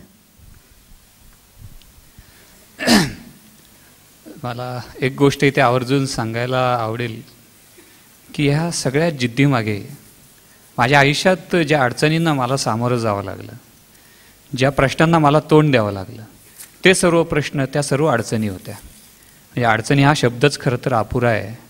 मी नेहमी असं सांगतो की अक्षरशः अडचणींचे डोंगर माझ्या वाटेत उभे होते, पण ते मी हसत सर करत गेलो. आणि हीच खरं त्याच्या मागचं एक हे होतं की ही जिद्द त्यातनं निर्माण होत गेली. मुळातच माझ्या अंधत्वाकडे बघण्याचा माझा दृष्टिकोन असा आहे की माझं अंधत्व ही माझ्यासमोरची अडचण नाही, तर ते निसर्गानं मला केलेलं आव्हान आहे. आणि ते आणि हे आव्हान मी नेहमी नेटानं पेलण्याचा प्रयत्न करत आलो. मला वसतिगृहात प्रवेश दिला नाही आणि म्हणून ज्या ज्या दिव्यातनं मला जावं लागलं त्यातनंच ही उर्मी माझ्यात निर्माण झाली, त्यातनंच ही ईर्ष्या निर्माण झाली आणि ही जिद्द त्यातनंच वाढत राहिली. कधी कधी असे काही प्रसंग येतात की निराश व्हायला होतं. म्हणजे मी ज्या वेळेला प्लॅटफॉर्मवरती राहायचो त्यावेळेला मी काय तिथे एकटा नव्हतो. माझ्यासारखेच ज्यांना कुणाचा आधार नाही, ज्यांना स्वतःचं घर नाही, अशी असंख्य माणसं त्या पुणे रेल्वे स्टेशनच्या प्लॅटफॉर्म क्रमांक 1वर आश्रयाला येत असत. आणि आम्ही तिथे झोपलो की पोलीस मारत असत. पोलिसांचे दंडे कधी डोक्यात बसायचे, कधी पाठीत बसायचे, कधी पोटात बसायचे. आता पोलिसाची काठी मान द्यायला पाहिजे, पटकन उठून बसायचं. पण रात्र 12 तासांची किती वेळ बसून राहणार. पुन्हा कधीतरी झोप लागायची, पोलीस यायचे आणि काठीने डिवचून जागा करायचे. ह्या सगळ्या परिस्थितीतनं जात असताना एक गोष्ट शिकलो की ह्या सगळ्या अडचणी हे काय आपल्या एकट्या राहुल देशमुख समोरच्या अडचणी नाही आहेत किंवा हे प्रश्न फक्त राहुल देशमुख समोरचे प्रश्न नाही आहेत, तर या शहरातल्या, या राज्यातल्या, या देशातल्या प्रत्येक अंध व्यक्ती समोरच्या या अडचणी आहेत. प्रत्येक अंध व्यक्ती समोरचे हे प्रश्न आहेत. आणि मग आपल्यातलाच कुणीतरी पुढे यायला पाहिजे जो या परिस्थितीत सुधारणा घडून आणू शकेल. हा विचार मला प्रेरित करून गेला. माझ्यासारख्याच अंध मित्रांना मी संघटित केलं आणि त्या सर्वांना बरोबर घेऊन अंधांचं प्रतिनिधित्व करणारी, अंधांच्या समस्यांचं निराकरण करणारी, अंधांच्या प्रश्नांना वाचा फोडणारी अशी एक आगळीवेगळी संस्था Snehankit association for the non sing friends मी 1999 साली स्थापन केली. ही संस्था सुरू केली त्यावेळेला मी 12वीत शिकत होतो. संस्था सुरू केली तेव्हा अनेक लोकांनी मला वेड्यात काढलं. सांगितलं, अरे आत्ताशी 12वीत शिकतोय, शिकून घे आधी. परंतु माझ्या लोकांसाठी काम करण्याची ही तळमळ मला गप्प बसू देत नव्हती. मी प्रयत्न करत राहिलो, मार्ग सापडत राहिले. म्हणजे आपल्या सर्वांना मला सांगायला आवडेल की जी संस्था मी सुरू केली असं मी म्हटलं, त्या संस्थेचं कुठेही तेव्हा कार्यालय नव्हतं. ज्यावेळी मी 12वीत शिकत होतो 1999 साल. कुठेही तिचं बोर्ड नव्हता, काही हे नव्हतं. म्हणजे बन गार्डन नावाचं एक आमच्याकडे गार्डन आहे पुण्यात, त्यातल्या एका झाडाखाली बसून मी आणि माझे सहकारी सगळी चर्चा करायचो, कामाचं नियोजन करायचो आणि वेगवेगळ्या ठिकाणी जाऊन आमच्या सर्व अंधबांधवांना एकत्र करून ते आमचे सगळे उपक्रम राबवायचं. आणि हे सगळं करत असताना कुठेतरी मनामध्ये खोलवर एक भावना होती, काही स्वप्न दिसत होते आणि ते साकार करण्यासाठी ह्या सगळ्यांना मी बरोबर घेऊन जात होतो. जे जे प्रकल्प मी राबवले ते सगळेच प्रकल्प पुण्यात, महाराष्ट्रात पहिल्यांदा मी सुरू केलेले. आणि माझा एक स्वतःचा असा विश्वास होता की ॲडव्हान्स टेक्नॉलॉजीच्या मदतीने अंध अपंगांना स्वावलंबी बनवता येतं, किंबहुना तेच त्यांच्या सक्षमीकरणाचं एकमेव माध्यम आहे. ज्या वेळेला हे कुठलेच काहीच मदत मिळत नव्हती, अडचणी इतक्या होत्या की त्या सांगता येणार नाही, इतक्या अडचणी सगळ्या. एक तर वय लहान, कुणी विश्वास ठेवायला तयार नसायचं. एक कम्प्युटर ट्रेनिंग सेंटर मगाशी उल्लेख केला की महाराष्ट्रातलं पहिलं सेंटर सुरू केलं, तर ते सेंटर सुरू करताना सुद्धा खूप यातायात आम्हाला करायला लागली. 2 भंगारातले कम्प्युटर एका ग्रस्तांनी मला दिले आणि त्याच्यावरती कुठलाही प्रोग्राम इन्स्टॉल होऊ शकत नव्हता. फक्त हार्डवेअर मी मुलांना स्पर्शानं दाखवायचं, कारण मुलांनी तोपर्यंत कम्प्युटर कधीच पाहिलेलं नव्हतं. आणि हे सगळं करत असताना ही जिद्द अशी वाढतच राहिली की आता आणखी पुढे काहीतरी केलं पाहिजे, आणखी काही प्रकल्प हाती घेत राहिलं पाहिजे. असे 550-600 विद्यार्थी शिकून बाहेर पडले. हे सर्व विद्यार्थी काही त्यातले बँकर झाले, काही टीचर झाले, काही अगदी सिनियर कॉलेज लेक्चरर म्हणून काम करतायत. ही सगळ्यांचं यश पाहिल्यानंतर आणखी माझ्यात एक जिद्द आणि एक चिकाटी निर्माण व्हायला लागली की जे प्रयत्न मी करतोय ते यशस्वी होत आहेत. आणि ह्याच सगळ्या जिद्दीतनं खूप सारे अभिनव प्रकल्प उदयाला येऊ शकले. आपल्या सर्व प्रेक्षकांना आणि इथल्या मान्यवरांना माझी नम्र विनंती आहे की त्या सगळ्यांनी एकदा आमच्या संस्थेत यावं. किती इनोव्हेटिव्ह प्रोजेक्ट फक्त व्हॉलेंटियर्सच्या मदतीने मी राबवलेले आहेत, कुणी पेड एम्प्लॉई नाही आहे. सगळे जे आमच्याकडे आहेत ते सगळे व्हॉलेंटियर्स आहेत, वेगवेगळ्या क्षेत्रात काम करणारे. काही डॉक्टर्स आहेत, काही सॉफ्टवेअर इंजिनियर्स आहेत. इन्फोसिस, पर्सिस्टंट सारख्या कंपन्यातनं काही सॉफ्टवेअर इंजिनियर आमच्याकडे येतात शिकवायला. काही लॉयर्स आहेत, काही अगदी शासनाचे उच्च अधिकारी देखील माझे मित्रमैत्रिणी आहेत की जे तिथे येऊन काही मदत करतायत मुलांना, त्यांच्यासाठी स्पर्धा परीक्षांसाठी मार्गदर्शन करतायत. आणि ह्या सगळ्यांच्या मदतीने ती संस्था चालू आहे. तर असं हे याच्यातनं ही जिद्द निर्माण होत राहिली. माझ्या मित्रमैत्रिणींनी मला खूप सपोर्ट केला आणि त्यामुळे सुद्धा काम करण्याची जी उर्मी आहे ती निर्माण होत राहिली आणि हे काम पुढे येत राहिलं. वा, तुझ्या सगळ्या पुढच्या तुमच्या कामासाठी आमच्या शुभेच्छा आहेत. अविनाश सर, तुम्हाला असा पुन्हा प्रश्न आहे की दुनिया झुकती है, झुकाने वाला चाहिए, आणि ते सगळं झुकानेवाला जे काही ॲबिलिटीज आहेत त्या तुमच्याकडे होता. एकतर IAS तुम्ही, नंतर प्रशासकीय म्हणजे हुद्द्यावर, त्याच्यानंतर सगळे अधिकार तुमच्याकडे होते. पण तुम्ही राजीनामा का दिला? तुम्हाला जे काय बदलवायचं होतं, जे काय घडवायचं होतं ते प्रशासकीय सेवेत राहून करता आलं असतं, तर तुम्ही राजीनामा का दिलात? मी राजीनामा देऊन 17 वर्ष झाली. हल्ली हा प्रश्न विचारणाऱ्याला मी सांगतो कान धरून 10 उठा बशा काढायच्या. मी नंतर काढते, पण तरी सुद्धा तुम्ही त्याचं उत्तर द्या. सेवेमध्ये जेव्हा मुळात आलो परीक्षा देताना, त्यावेळेलाच ठरलेलं होतं की सगळं आयुष्य प्रशासकीय सेवेत काढायचं नाही आहे. त्यावेळेला माझ्या घेतल्या गेलेल्या मुलाखतींमध्ये पण मी सांगितलं मी जॉईनच होणार नाही. पण मग त्यावेळचे काही आणखीन ज्येष्ठ, मी भाग्यवान समजतो मला की वेळेत सांगणारे भेटले. त्याच्यात BG देशमुख सर होते, तिनयकर सर होते आणि इरिगेशन खात्यातले एक वरिष्ठ डॉक्टर माधवराव चितळे होते की तुला ही मोठी संधी मिळालेली आहे, आत ये, सगळी शासन व्यवस्था कशी चालते समजावून घे, मग एका योग्य वेळी तुला जो काही वाटेल तसा निर्णय घे. म्हणून मी स्वतःच्या मनाशी ठरवलं होतं की प्रोबेशन प्लस 5 वर्ष किंवा अप्पर लिमिट कलेक्टरशिप करायची आणि सोडायचं. कलेक्टरशिप कारण आजही सगळ्या देशाचं जे सगळ्यात छोटं पण कंप्लीट युनिट आहे ते जिल्हा आहे. तुम्ही एकदा कलेक्टर या नात्याने जिल्हा हाताळला की तुम्हाला एकूण देशाची व्यवस्था चालते कशी ह्याचे जे हॉरिझॉन्टल व्हर्टिकल सर्व म्हणजे सिस्टीम कळते.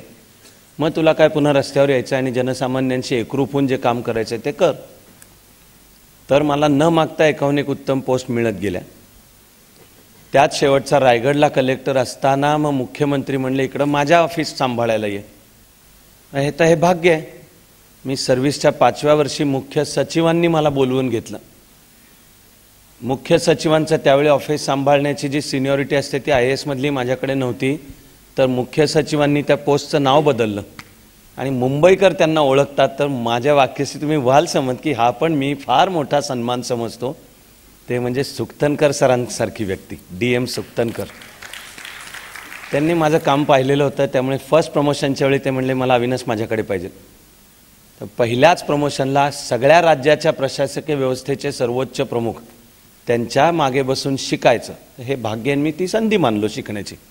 10व्या वर्षी मुख्यमंत्री म्हणजे राजकीय व्यवस्थेचे सर्वोच्च प्रमुख. पण तिथे हे ठरलेलं होतं की आता आपलं ठरलेला कोटा झाला, आपल्याला राजीनामा देऊन समाजामध्ये पुन्हा काम करायचं.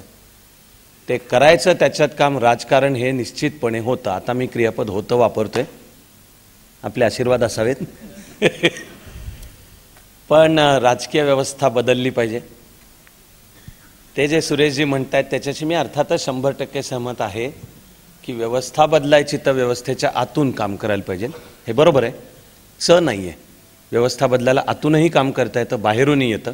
इनफॅक्ट प्रत्येक पोझिशनच्या काही स्ट्रेंथ आहेत आणि काही विकनेसेस आहेत. व्हायला पाहिजे ते ज्यांना व्यवस्था परिवर्तन घडवून आणायचे असे आतले आणि बाहेरचे यांनी हातात हात गुंफून काम केलं तर जे अपेक्षित परिवर्तन ते घडू शकेल. So I made a choice. 10 वर्ष काम करून झाल्यावर आता आतलं जे पाहायचं ते पाहिलं, आता मला बाहेर पडायचं. जी डिसिप्लिन मी तेव्हा पाळत होतो, इतरांना सांगत होतो, मग मला जर राजकारणाविषयी काही बोलायचं असेल आणि तेरे में अगर दम है राजीनामा दे, मैदानात खुल्या उतर आणि जे बोलायचं ते बोल. तर मग म्हणून मी राजीनामा दिला. त्यावेळेला काही ठरलेल्या गोष्टी होत्या, त्याच्यात आता वेळ नाही घालवत मी.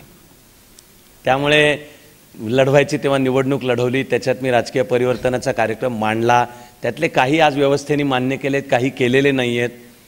नागरिकांचा जाहीरनामा नावाची संकल्पना मांडली. नागरिकांनी कायदा हातात न घेता घटना आणि कायद्याच्या चौकटीत राहून हिंसाचार न करता आणि राजकारण आणि प्रशासन कशाही विषयी दुरावा पण नको आणि द्वेष पण नको, कशा रीतीने संघटित व्हावून समस्या सोड, असं हे सगळं मांडलं. माहितीच्या अधिकाराच्या चळवळीत होतो. इथून पुढचे जे परिवर्तनाचे ते माझ्या परीने मांडलेले पॉईंट इज आता ते करायला पूर्ण वेळ मिळावा आणि पूर्ण स्वातंत्र्य असावं म्हणून राजीनामा दिला.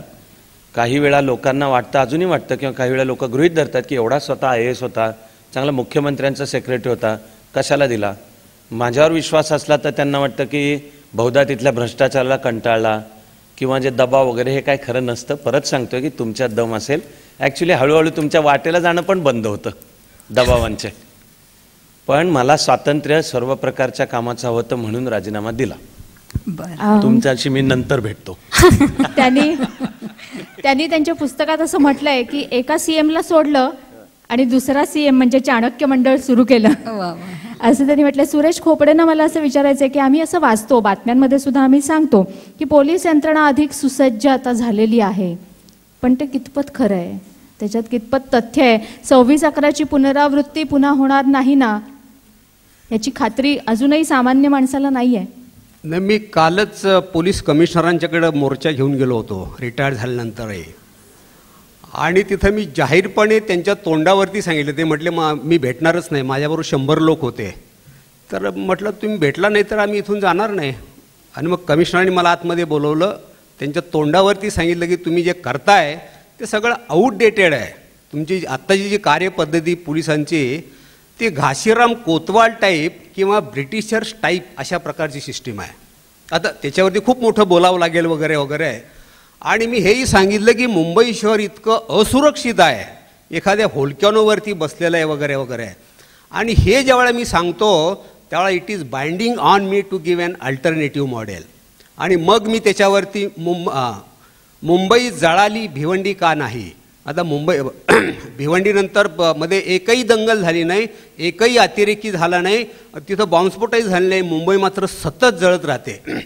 आणि मग तिथं सगळ्या व्यवस्थेमध्ये तुम्हाला बदल करायला पाहिजे. आणि मग ही घाशीराम कोतवाल टाईप पद्धती कशी असते की एकच प्रमुख असतो आणि 52 किंवा 60 हजाराचा फोर्स तो त्याच्या हाताखाली असतो. त्याचा मेंदू हा जो IPS झालेला असतो तो 40 वर्षापूर्वी तयार झालेला असतो. त्याचं जे अपब्रिंगिंग असतं ते पुन्हा आणि सदियोपासून त्या मनुस्मृतीमध्ये किंवा कुठं मांडणी केलेल्यामध्ये त्याचा मेंदू तयार झालेला असतो. आणि त्यात मी हेही म्हणताना म्हटलं होतं की ही आपल्याकडे जी पद्धत आलेली पोलीस सिस्टीम ही जेव्हा ब्रिटिशर्स इथं आले त्यावेळेला त्यांनी इथल्या पोलीस सिस्टीमचा अभ्यास केला आणि सिस्टीम करताना इथल्या व्यवस्थेचा अभ्यास केला आणि मग इथल्या धर्माचा अभ्यास केला. आणि मग त्यांना वाटलं की या धर्मात हस्तक्षेप करून किंवा धर्मापेक्षा वेगळी सिस्टम करून उपयोगाचं नाही. त्याला नाव त्यांना वेगळं दिलं, परंतु त्याचा आत्मा जो आहे तर तो मनुवादी राहिला की जो इतरांना तुच्छ लेखणारा, शोषणवादी, जैसे थे वृत्तीचा, आणि तीच परंपरा त्याच्यामध्ये आलेली आहे. आणि मग बदल का झाला नाही असं आपण म्हणतो की बाबा ब्रिटिशर्स गेले परंतु ती व्यवस्था कायम का राहिली. ज्यावेळेला स्वातंत्र्य मिळालं त्यावेळेला आपल्याकडं संस्थाने विलीकरण, काश्मीर प्रश्न, जातीय दंगली सगळ्या सुरू झाल्या. आणि मग आपल्या भारतामध्ये काय झालं की फक्त प्रशासनाची वाढ झाली, संख्यात्मक वाढ झाली, त्याच्यामध्ये रिफॉर्म्स कुठलाच आणला नाही. आणि मग तो रिफॉर्म्स कुणी आणायचा. आपण नेहमी राजकारण्यांच्याकडे बोट देतो. इथे आमचे मित्र फोटाने जी होते ते गेले पळून की आहेत माहीत नाही, आहेत. तर आम्ही त्यांच्याकडे बोट दाखवतो की बघ ते त्यांच्याकडे इच्छाशक्ती नाही. माझं म्हणणं आहे की त्यांच्याकडे इच्छाशक्ती असते, परंतु दुर्दैव असं की या कॅबिनेटकडं व्यवस्था बदलण्याचं स्किल, एक्सपर्टीज नसतं, एक्सपिरियन्सही नसतो. त्याचं काय होतं की आपल्याकडे कॅबिनेट मंत्री जर बनायचं असेल तर त्याला कुठली एज्युकेशनल क्वालिफिकेशन पाहिजे याची कुठं तरतूद आहे का? मुळीच नाही. त्याला पूर्व एक्सपिरियन्स काय असला पाहिजे याची गाठ नाही. त्याला ट्रेनिंग असलं पाहिजे काय याची गाठ नाही. काल शिक्षण मंत्री असलेला आज लगेच गृहमंत्री होतो की तो लगेच गृहमंत्र्याच्यावरती सगळं सांगायला तयार होतो. आणि बरं गमत अशी की आपल्याकडच्या राजकारण्यांची अवस्था अशी झालेली आहे की त्याचं प्रगती पुस्तक दररोज तपासलं जातं. दुसरं म्हणजे त्याच्या पक्षातलेच लोक, ज्याला गृहमंत्री व्हायचं असेल किंवा शिक्षण मंत्री व्हायचं असेल ते, दुसरं असतं ते म्हणजे मीडिया, तिसरं असतं विरोधी पक्ष, त्याच्यानंतर असते जनता. आणि याला सगळे प्रश्न विचारतात की आता काय करायचं. आणि जेव्हा त्याचं प्रगती पुस्तक तपासला जातो तो पुन्हा येतो आमच्याकडं म्हणजे नोकरशहाकडं. आणि मग आम्ही नोकरशहा त्यांनी अशी उत्तरं देतो की तुम्ही आमच्या काय सगळं चालेलो, आमच्या गाड्याच बिघडल्यात, पेट्रोलच नाही, माणसंच नाहीत. माणसं वाढतात, पेट्रोल वाढतात, परंतु त्याची जी कार्यसंस्कृती आहे ती मात्र वाढू देत नाही. आम्ही IAS-IPS अधिकारी काय करतो, आम्ही बदल सुचवतो, परंतु आमच्या अधिकारावरती हे येणार नाही, अतिक्रमण होणार नाही अशा प्रकारचे बदल सुचवतो. आम्ही काय करतो की आमचे जे अधिकारी आहेत आम्ही वाटून द्यायला तयार होत नाही, ज्याला आम्ही डेलिगेशन ऑफ पॉवर म्हणतो. जनतेचा सहभाग त्याच्यामध्ये वाढला पाहिजे ते आम्ही करत नाही. आम्ही अशी थातूरमातूर उत्तर देतो, कॅबिनेटला अशाच कुठल्या तरी कामामध्ये अडकवतो आणि आम्ही आहे ती व्यवस्था तशीच ठेवतो. कारण काय झालेलं आहे की आम्हा IPS-IAS अधिकाऱ्यांच्या या व्यवस्थित रचनेमुळं की आम्ही सगळे जैसे थे वादी तयार झालो आहे, स्टेटस कोइस्ट. आम्हाला बदल नको असतो. बदल का नको असतो, तर मी धुळ्याला SP होतो तर मला 18 एकरामध्ये बंगला होता, 4 गाड्या होत्या. मला वाटतं की बदल झाला तर मग मला फ्लॅटमध्ये राहावं लागेल, गाडी जाईल, आहे तेच बरं आहे ना. दुसरं असं की मग मला अधिकार द्यावे लागतील इतरांना, त्याच्यानंतर मग सामान्य लोकांशी जावं लागेल, सेकंड करावं लागेल, झोपडपट्टीत जावं लागेल. आम्हाला ते जायचं नाही. त्याच्यानंतर जादा श्रम आम्हाला नको असतात. त्याच्यानंतर दुसरं आमचं वैशिष्ट्य असं आम्हा नोकरशांचं, we are all career minded. म्हणजे मी गेल्या 10 वर्षामधल्या IAS-IPS अधिकाऱ्यांचे जे असोसिएशन असतात ना त्यांचे मिनिट्स पाहिले तर मग आंध्राला प्रमोशन लवकर मिळालं, IAS-ला IPS-ला आपल्याला मिळालं नाही, करा ठराव. आंध्राचे लोक फॉरेन पोस्टिंगवरती जातात, महाराष्ट्रातले जात नाही, करा ठराव.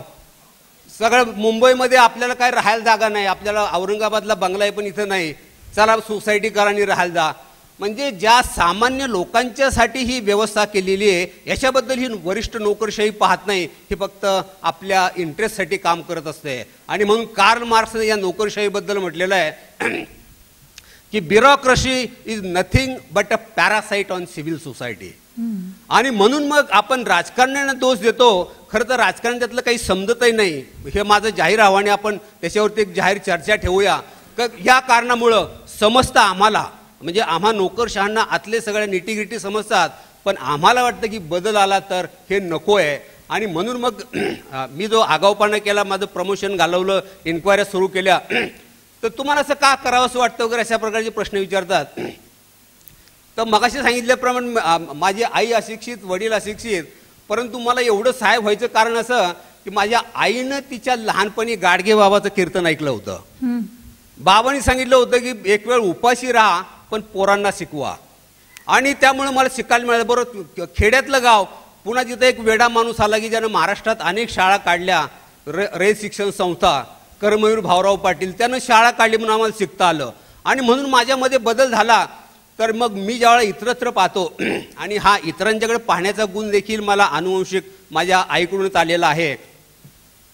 स्वतःपेक्षा इतराकडे पाहण्याची जी वृत्ती असायची ती वृत्ती माझ्याकडे किंवा ते ओझं माझ्याकडे आल्यामुळं मला वाटतं की अरे हेही बदललं पाहिजे.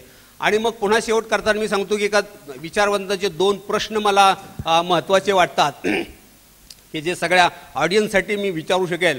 की मी म्हटलं की ही व्यवस्था कालबाह्य, आपल्याकडे माणसं चांगली आहेत, व्यवस्था कालबाह्य आहे. प्रश्न आहे की ही बदलायची कुणी.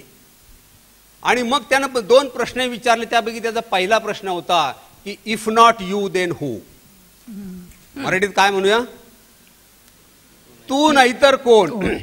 आणि मग मी ठरवले की बा आपण राजीनामा न देता आपण बदलण्याचा प्रयत्न करूया. प्रमोशन जाऊ द्या, अमुक जाऊ द्या, कुठेतरी शेतकरी म्हणून काम केल्यापेक्षा आता साहेब आहे. त्याच्यानंतर मग लोक मला म्हटले की तू काय वेडा आहेस का, IPSची नोकरी जाईल वगैरे, ॲक्सिडेंट होईल, हार्ट अटॅक येईल वगैरे वगैरे, मीच करणार आणि आत्ताच करणार. आणि मग तुम्ही काय फार मोठं भव्य दिव्य काम करताय की काय वगैरे वगैरे. तर मी माझ्या पुस्तकातही लिहिलं आहे असं काही भव्य दिव्य काम नाही, मी इतरांच्या सारखा स्वार्थी माणूस आहे आणि मी सगळं हे स्वार्थासाठी करतो. तर कुणासाठी करताय असा ज्यावेळेला प्रश्न विचारतो त्यावेळेला मी त्या लोकांना सांगतो की एका माणसासाठी मी काम करतोय. त्या माणसाचं नावही मी सांगतो. नाव काय त्याचं, त्यामुळे त्याचं नाव आहे कबीर. लोक म्हणतात हे संत कबीर वगैरे असं कोणतरी असेल वगैरे वगैरे. अरे म्हटलं तो संत कबीर नाही, म्हटलं तुम्हाला दुसरा क्ल्यू देतो. त्याचं वय आत्ता आहे 3 वर्ष. आणि मग लोक डोकं खाजवतात, अरे हा कबीर कोण, कबीर कोण. तर हा कबीर आहे माझा 3 वर्षाचा नातू. आणि या कबीरसाठी अन्न वस्त्र निवारा मिळवायची काही मला गरज नाही, कारण त्याचे आई वडीलच डॉक्टर आहेत. बा मी जे धडपड करतोय स्वार्थातून की या कबीरसाठी माझ्या कबीरसाठी सुरक्षित समृद्ध आणि निरोगी समाज निर्माण करायचा आहे आणि त्याच्यासाठी माझी धडपड चालले. परंतु इथं ऑडियन्सला मला एवढं सांगायचे, हे करत असताना माझ्या कबीरबरोबर त्यात तुमचा देखील कबीर असणार आहे. थँक्यू. पण खोपडे सर, पुन्हा मी तुमच्याकडे येते की एका बाजूला घवघवीत यश म्हणजे जे तुम्ही तुमच्या कर्तृत्वाने सिद्ध केलं, दुसऱ्या बाजूला कोर्ट कचेऱ्या आणि हा सगळा त्रास, प्रत्येक गोष्ट दस्तऐवजावर अवलंबून आहे. एखादं वाक्य तुमचं चुकीचं लिहिलं गेलं, त्याची तुम्हाला इतकी मोठी मानसिक शिक्षा बसली. तर याच्यामध्ये एक कार्यक्षमता तशीच ठेवायची, आनंद, उत्साह, जोश तसाच ठेवायचा, काम करायचं. यामध्ये किती त्रास झाला तुम्हाला? कारण हे पुढच्या सगळ्या पिढीला याचं उत्तर अपेक्षित आहे. कारण माणूस म्हणेल की जाऊ दे, हे नको मला, ही असली काही नोकरी बिकरी नको. तुम्ही एका बाजूला इतकं लढवय्यासारखे काम करता. तुमचा भिवंडी पॅटर्न मोहल्ला कमिटी म्हणून कोईमुत्तूरला पण राबवला गेला. तर एका बाजूला असं, एका बाजूला हा त्रास सगळा, याच्यातून एक कार्यक्षमता कशी काय तुमची? मगाशी मी सांगताना सांगितलं ना की रामश्यामचा एन्काउंटर झाला, मी 4 महिने हॉस्पिटलमध्ये होतो. माझा कॉन्स्टेबल घोसाळकर तो 9 महिने हॉस्पिटलमध्ये होता. तर नुकतीच नोकरी लागलेली, सेव्हिंग काही नाही, तर मी अर्ज केला की आम्हाला काहीतरी भरपाई दिली पाहिजे.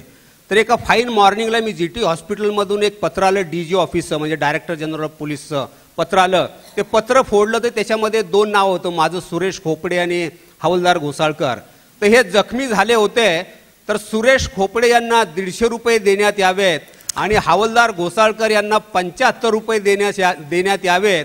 आणि आज त्या घटनेला 34 वर्ष झाले, अजून ते पैसे मिळाले नाहीत. तर या अवस्थेमध्ये मग एका वेळेला अगदी सायकॅट्रिकडे जाण्याची वेळ आली की हा नवरा असा काहीतरी हे करतोय, बायको, सगळे नातेवाईक वैतागलेले. परंतु मी जे म्हटल्याप्रमाणे हे बदलायचं कुणी, अशा प्रकारचे प्रश्न पडलेले असताना मला जी मदत झाली ती वाचनातून मदत झाली. आणि मग जगभरातले जे काही पर्सनल डेव्हलपमेंटवरची जी काही पुस्तकं आहेत ती पुस्तकं मी अभ्यासले आणि मग मला त्यातून सगळे मार्ग मिळत गेले. की द रोड लेस ट्रॅव्हल्ड असं पुस्तकाचं नाव घेतलं की ज्या माणसांना मळलेली वाट न जाता दुसऱ्या वाटेने जायचं असेल, न मळलेल्या वाटेने जायचं असेल, राजमार्गाने जाणं फार सोपं असतं. खरं तर आम्ही एका अर्थानं तर राजपुत्र असतो, म्हणजे IAS IPS अधिकारी सगळे पर्स प्रिव्हिलेज असतात. ते सोडून तुम्हाला जर न मळलेल्या वाटेने जायचं असेल तर काय अडचणी येतात अशी सांगणारी पुस्तकं, असं सांगणारं लिटरेचर आहे. ते मी सगळं कुळून पिलो. आपल्याला त्रास होतो वगैरे, विपश्यनाचे कोर्स केले, त्याच्यानंतर SSY कोर्स केला, हिप्नॉटिझमचा कोर्स केला. आणि मग व्यवस्थापन वाचल्यानंतर लोकांना वाटतं की खोपडे साहेब फार काम करतात वगैरे. पण माझी बायको अजूनही म्हणते की झोप ही माझी दुसरी सवत आहे. कारण झोप हा माझा आवडीचा विषय. सकाळी 1.5 तास मी माझ्या व्यायामासाठी देतो आणि मेडिटेशनसाठी देतो. सकाळी मेडिटेशन, दुपारी मेडिटेशन, संध्याकाळी मेडिटेशन. मित्र, संगीत, वाचन, अमुक तमुक वगैरे. तर निवळ प्रमोशन म्हणजे काही लाईफ नाही, तर त्यापेक्षाही. आणि मगाशी यांनी सांगितल्याप्रमाणे लोक म्हणतात तुम्ही काय मिळवलं, प्रमोशन गेलं, असं झालं, तसं झालं. परंतु व्यक्ती म्हणून एक स्वतंत्रपणे, ज्याला फ्रीडम म्हणतो जगण्यातलं, ते फ्रीडम घेऊन जगण्यातला आनंद हा एक वेगळा असतो आणि तो इतरांनी घ्यावा असं मी या ठिकाणी सांगू शकेल. आज तुमच्या डोक्यावरचे जे उत्तम केस आहे त्याचं काय रहस्य आहे हे आम्हाला आज कळलेलं आहे. डॉक्टर गिरीश, अनेक घटना घडलेल्या आहेत काम करत असताना. कधी ते यशस्वी झाले, कधी अयशस्वी झालेलं आहे. HIV बाधित मुलांसाठी काम करत असताना कधी मांडीवर खेळणारं मूल अचानक दगावलेलं आहे. अशा अनेक घटना घडलेल्या आहेत. अत्यंत मनाला चटका लावून जाणारा एखादा प्रसंग सांगा. बरेच आहेत, पण तुम्ही म्हणता तसंच आहे की त्याची निवड करणं फार अवघड आहे की काय. पण तुम्हाला सांगायचं तर आमचं काम करतो आम्ही आणि रोज बरे वाईट प्रसंग असतात. आणि माणसांचे अनुभव असे येतात की आपलं कधी कधी आपल्या माणुसकी वर्तन, कामावरचा विश्वास उडतो काय असे प्रसंग येतात. ते काय झालं की आम्ही 2006 मध्ये 2 अल्पवयीन मुली सोडवल्या. त्या एक 14 वर्षाची होती, एक 16 वर्षाची होती. आणि त्या दोघींना जवळपास 250 लोकांनी वापरलेलं होतं. आणि त्याच्यात 14 वर्षाच्या मुलीला ज्यांनी वापरलं तो सगळ्यात मोठा माणूस 64 वर्षाचा होता. त्याची सगळ्यात मोठी सगळ्यात लहान ना ती 24 वर्षांची होती. आणि ते प्रकरण आम्ही उघडकीला आणलं. ते सगळे आरोपी आई वडिलांना गुन्हा दाखल करायला लावला. मग खूप अनुभव घेतले आम्ही. त्याच्यामध्ये सगळ्यात कठीण अनुभव म्हणजे आता पोलिसांचं काम करतात. तर सुनील रामानंद नावाचे एक पोलीस अधिकारी होते. आता पोलीस आणि सगळ्या अधिकाऱ्यांबद्दल पुष्कळ वाईट ऐकलं जातं, पण आमच्याकडे खूप चांगले अनुभव सुद्धा आहेत अधिकाऱ्यांचे. म्हणजे आम्हाला असं सांगतात अधिकारी की आम्ही बाकीच्या ठिकाणी सगळं करायचं ते करू, पण आम्हाला सुद्धा मुलं आहेत, आम्हाला सुद्धा मुली आहेत. तर आम्ही त्या प्रश्नांमध्ये अजिबात कुठल्याही बाबतीत कॉम्प्रोमाइज करत नाही. आम्ही जे प्रामाणिकपणे आमचं कर्तव्य आहे ते पार पाडतो. तसेच ते एक अधिकारी आम्हाला भेटले. त्यांनी सांगितलं की आपण याच्यात कारवाई करू. त्यांनी जेवढ्या त्यांच्या मुलींच्या मोबाईलमधनं नंबर काढले ते तेवढ्या सगळ्यांना त्यांनी पकडून आणायला सांगितलं. आणि त्याच्यामध्ये पकडून आणलेल्यामध्ये 3 स्टार हॉटेलचे मालक, पुढाऱ्यांचे नातेवाईक, पोलीस, त्याच्यानंतर सरकारी अधिकारी, नगरच्या कॉर्पोरेशनमधले मुख्य इंजिनियर, शहर अभियंता, व्यावसायिक, व्यापारी, काय म्हणजे सगळ्या थरातली माणसं होती त्या मुलींचा वापर करणाऱ्यांमध्ये. आणि मग ते घेतल्यावर पोलिसांनी आम्हाला सांगितलं की आता हे सगळं केला कुटाणा, पण आता याच्यात जर तुम्ही साक्षीदार पंचन सगळे चांगले लोक नाही दिले तर नंतर तुम्ही म्हणताल परत आम्ही पैसे खाल्ले आणि आरोपी सुटले. तर तसं करू नका, तुम्ही द्यायचे तर द्या. आम्ही खूप लोकांकडे गेलो की आम्हाला चांगले पंच साक्षीदार या सगळ्या मॅटरमध्ये माहिती असलेले हवेत. आणि आम्ही अनुभव घेतला की 1 लाख रुपयाचं देणगीदार शोधणं फार सोपं आहे, पण एखाद्या केसमध्ये एक चांगला टिकल असा साक्षीदार शोधणं, तो टिकणं शेवटपर्यंत, ही फारच अवघड गोष्ट आहे. आणि आमच्या मुलांनी मोठे प्रतिष्ठित लोक मिळाले नाही, आमचे झोपडपट्टीतले कार्यकर्ते, लालबत्ती भागातल्या बायकांची मुलं, आमचे माजी विद्यार्थी, आमच्या टीमचे कार्यकर्ते मुक्तिवाहिनीच्या, त्यांनी सगळ्यांनी पंच साक्षीदार सगळे रोल केले. 5-6 वर्ष आम्हाला खूप त्रास झाला. रोज मारहाणीच्या धमक्या, लाच द्यायचा प्रयत्न, आणि त्या सगळ्याला आमची मुलं पुरून उरली. आणि त्या मागच्या वर्षी आणि याच्यामध्ये आम्हाला परत इथल्या महिला बालविकास विभागाने इथल्या मदत केली, इथले जे स्पेशल होम आहे त्यांनी मदत केली, प्रेरणा संस्थेने याच्यामध्ये खूप मोठा मदतीचा हात दिला. तर 20 सप्टेंबर 2010ला निकाल लागला आणि भारतातली पहिली ती अशी केस होती ज्याच्यामध्ये 22 लोकांना दुहेरी जन्मठेप झाली. ही एका मुलीच्या केसमधला निकाल होता. आता दुसऱ्या मुलीच्या केसमध्ये 26 आरोपी आहेत आणि त्यांची आता सध्या ट्रायल चाललेली आहे, आम्ही सगळे त्याच्यात लढतो. तर काय झालं की या मुली इकडे मुंबईला एका रेस्क्यू होममध्ये आणल्या, कारण की त्या नगरला बऱ्याच घटना घडल्या. तर इथनं त्यांना पळून नेण्याचा प्रयत्न काही वकील, इथल्या काही संघटित गुन्हेगारी टोळ्या आणि या केसमधले आरोपी यांनी केला. आणि मग त्या मुलींना त्यांनी पळून आणलं नगरला आणि ते आरोपींना बोलवायचे, त्यांना म्हणायचे ह्या त्यांची साक्ष फिरवणार आहेत कोर्टातली, तुम्ही पैसे द्या, 5 लाख, 10 लाख, 15 लाख. लोक वेड्यासारखे त्यांना पैसे देत होते. तर या गोष्टीच्या नंतर त्यांनी अजून एक डाव केला की ह्या दोन्ही मुलींना त्यांनी बाल कल्याण समिती आणि कोर्टासमोर नेलं आणि सांगितलं की इथं तुम्ही जबाब द्या. तिथं त्यांना नेलं आणि त्यांना खूप फोर्स केला त्यांनी की तुम्ही इथं जबाब असा द्यायचा की आम्हाला जो आमचा लैंगिक छळ झाला तर हे आरोपींनी केलेलं नाही, पण हे आरोपी फार प्रतिष्ठित आहेत आणि पैसेवाले लोक आहेत. तर यांच्याकडनं पैसे काढण्यासाठी, त्यांना ब्लॅकमेल करण्यासाठी या संस्थेच्याच लोकांनी आमचा छळ केला आणि त्यांनीच आम्हाला असे खोटे जबाब द्यायला लावले. तर आम्हाला हे सगळं कळत होतं, पण आम्ही हातबोल होतो, कारण तुम्हाला माहिती सिस्टीम काही एखाद्या लहानसहान संस्थेच्या सांगण्यावर काही पोलीस आणि प्रशासन सगळ्या गोष्टी पळत नसतात. तर आम्ही आमच्या पद्धतीने प्रयत्न करत होतो. तर आम्हाला पूर्ण गॅरंटी झाली की आता लवकरच ह्या मुली असा जबाब देणार आणि सगळे आरोपी सुटून सगळी बाला आमच्या गळ्यात पडणार. आम्ही एकदम स्ट्रेस्ड होतो आणि आम्ही विचार केला की आपण या मुलींशी इतकं चांगलं वागलो, त्यांना सोडवलं. त्या एका मुलीला वडापाव आवडायचा, तर आमचे पोरं तिला जाता येतं वडापाव, तो वडापाव ठराविक गाडीवरचाच आवडायचा तिला, तो ठराविक गाडीवरचाच वडापाव द्यायचो आम्ही आणून. म्हणजे जसं आपण बहिणीचा हट्ट पुरवतो लहान, तसे आम्ही सगळे हट्ट पुरवले यांचे. त्यांना कुठल्याही प्रकारचा त्रास सगळ्या प्रोसेसमध्ये होऊ दिला नाही. आणि तरी आता हे सगळं आपल्यावर बालन. त्या मुलींना तिथं कोर्टासमोर नेलं, तो जज पण त्यांना सामील होता, जो ते विटनेस सगळं रेकॉर्ड करून लिहून घेणार होता. सगळं सेट झालेलं होतं, म्हणजे याला सेटिंग म्हणतात आमच्या भाषेत, की सगळं सेटिंग झालेलं होतं. पोलीस अधिकारी, वकील, जज, ते सेटिंग झालेलं होतं. तर आम्ही तर आमचे हातपायच गार पडले. त्या मुलींनी सांगितलं की मी जबाब देते, पण हे लोक बाहेर काढा. म्हणजे तिच्या वडिलांना त्या मुलींनी बाहेर काढलं, हे सगळ्या साक्षीदारांना आणि ते वकिलांना सांगितलं इथे थांबायचं नाही. आणि त्या मुलींनी फक्त आतमध्ये महिला बालविकासचा एक कर्मचारी होता, महिला केअरटेकर, आणि त्या मुलींनी त्यांच्या समोर जबाब दिला की तुम्हाला खरं सांगते म्हणे सर की ना आम्हाला त्या संस्थेच्या लोकांनी काहीच त्रास दिला नाही. आमचं जे काय केलं आणि वाटोळं झालं ना, तर माझे वडीलच माझे शेवटी पैसे घ्यायचे आणि कधी कधी तर आम्हाला आमच्या घरच्यांच्या देखत घेऊन जायचे. त्यांना सगळं माहिती होतं.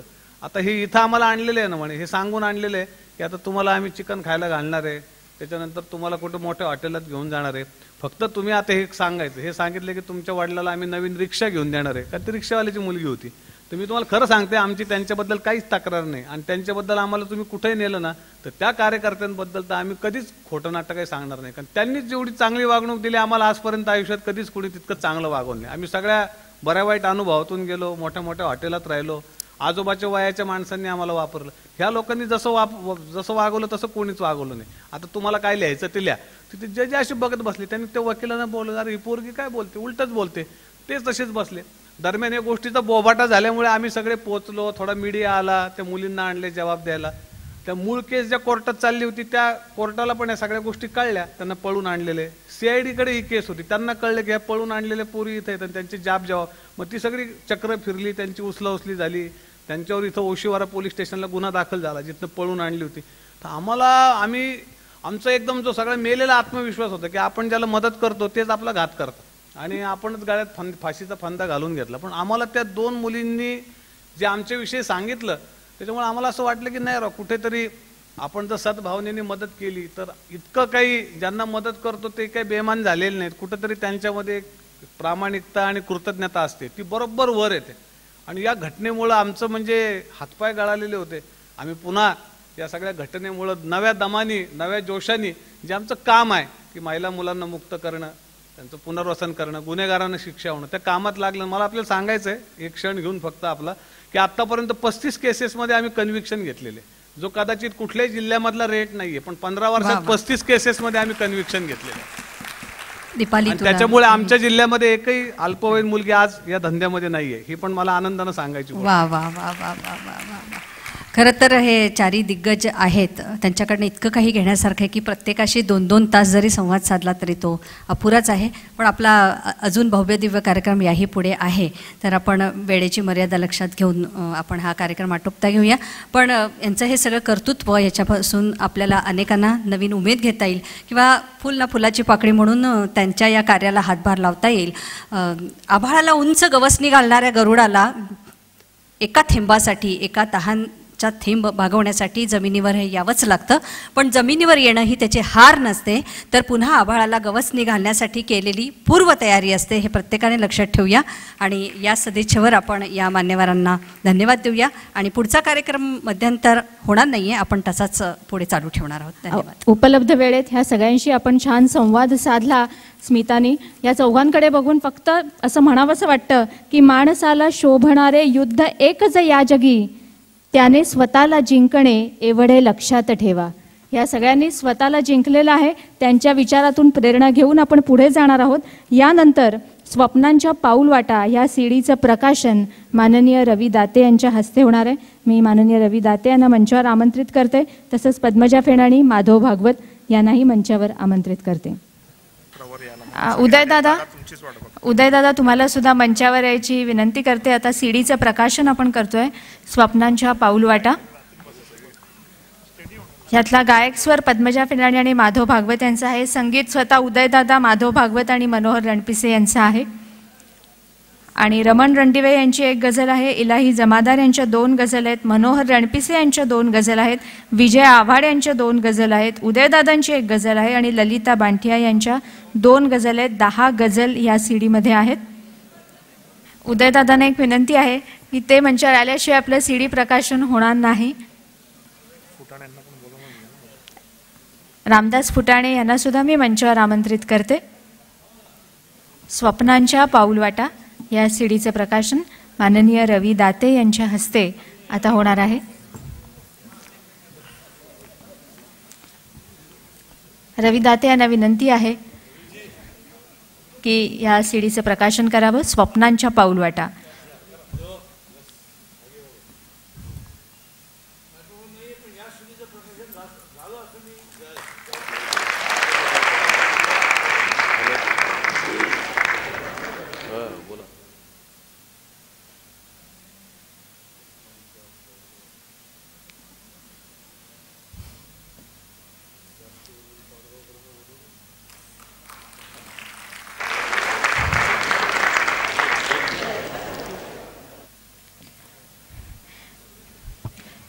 पद्मजाताईंना आणि माधव भागवत यांना विनंती की ह्या सीडीची झलक आम्हाला ऐकवावी. खरे रसिक सगळे जे आहेत ते उपस्थित आहेत. या खऱ्या रसिकांसमोर ही झलक आपण अनुभवूया.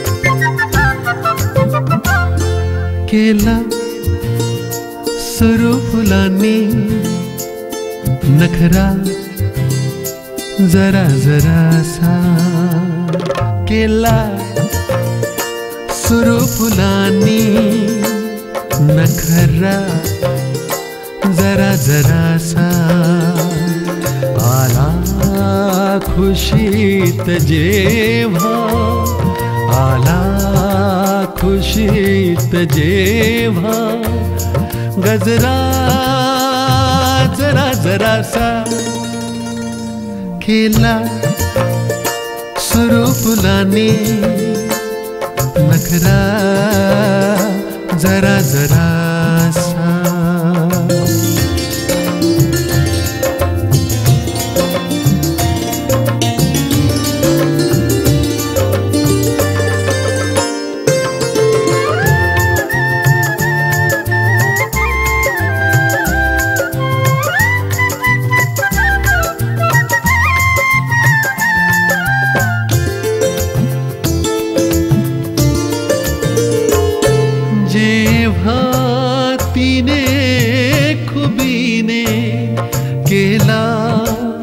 मला इशारा,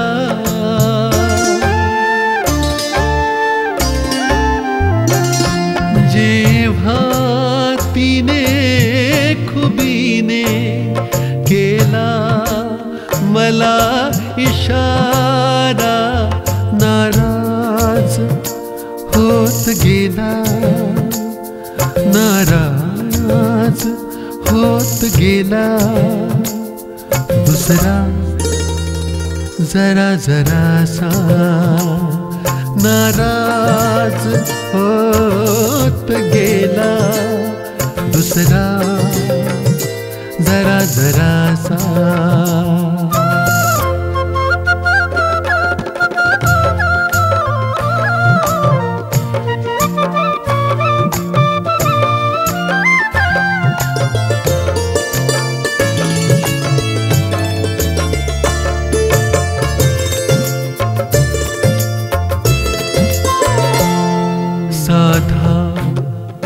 सवाल होता त्या रेशमी मिठीचा, साधा सवाल होता त्या रेशमी मिठीचा, साधा गमर सार निज धनी सागम साधा, सागम धनी सा धनी बगम रे सारे निजा साधा, सागम निदा निधा निदा साधा. सवाल होता त्या रेशमी मिठीचा, साधा सवाल होता त्या रेशमी मिठीचा. बघतो दिवा कशाला, बघतो दिवा कशाला, उपरा जरा जरासा, बघतो दिवा कशाला, उपरा जरा जरासा. केला सुरू फुलांनी नखरा जरा जरासा, आला खुशीत जेव्हा, आला खुशीत जेव्हा, गजरा जरा जरासा, केला सुरू फुलांनी नखरा जरा जरासा नखरा जरा जरासा नखरा जरा जरासा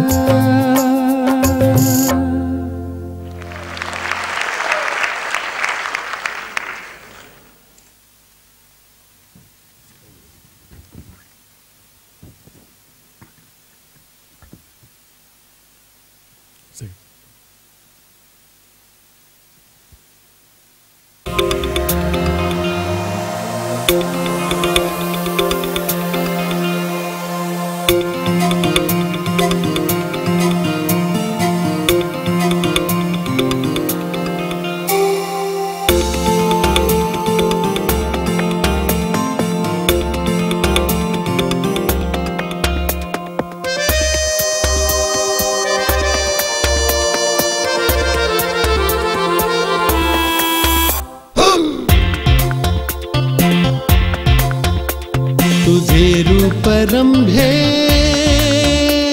प्रमाणे किती तुझे रूप रंभे प्रमाणे किती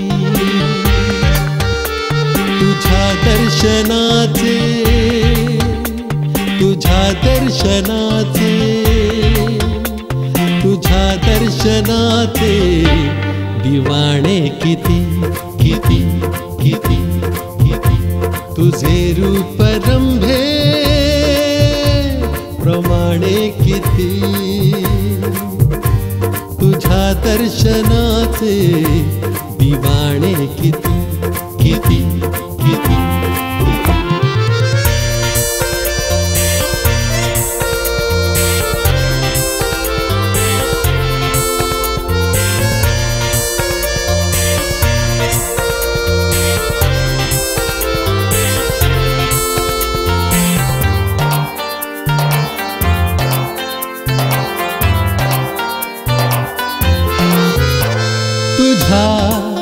मस्त रूपावरी भाळुनी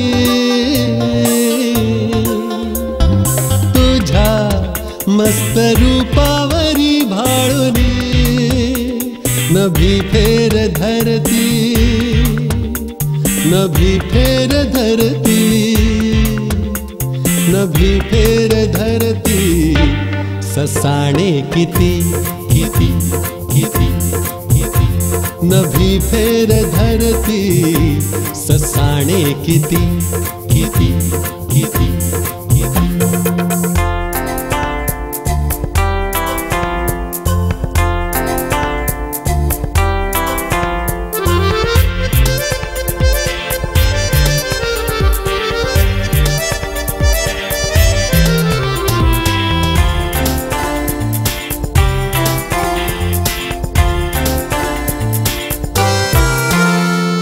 नदी धुंद बेबंद तू ही अशी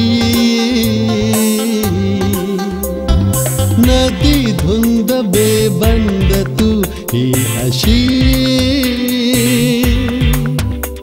तुझ्या पात्री माझे तुझ्या पात्री माझे तुझ्या पात्री माझे वहाणे किती किती किती किती तुझ्या पात्री माझे वहाणे किती किती किती किती तुझे रूप रंभे प्रमाणे किती तुझ्या दर्शनाचे तुझ्या दर्शनाचे तुझ्या दर्शनाचे दिवाणे किती किती किती दिवाणे किती किती दिवाणे किती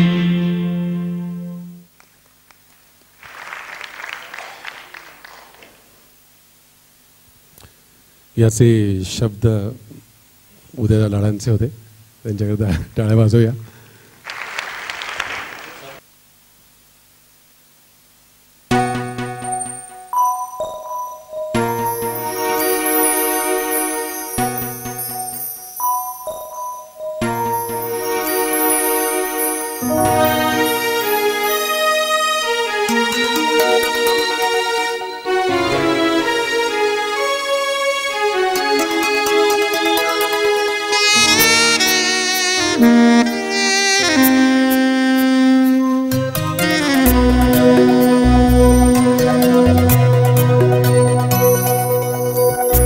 शोधिसी कुठे मला फक्त रे सुवास मी शोधिसी कुठे मला फक्त रे सुवास मी ना दिसे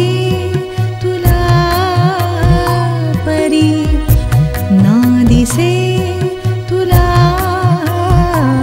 परी फिरत आसपास मी शोधिसी कुठे मला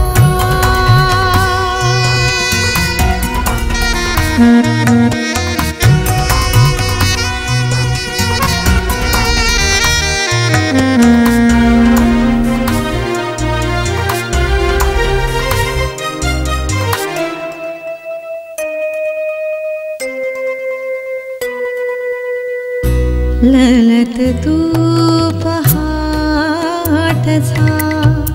साजरा प्रसन्न सा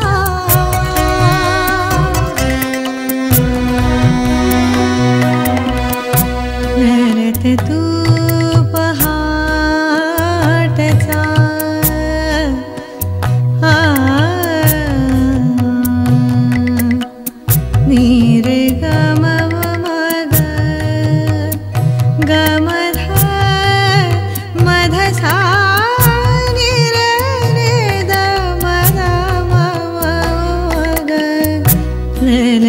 तू पहाटचा साजरा प्रसन्न सा सांज ही कले तसा सांज ही कले तसा मारवा उदास मी उदास मी उदास मी शोधिसी कुठे मला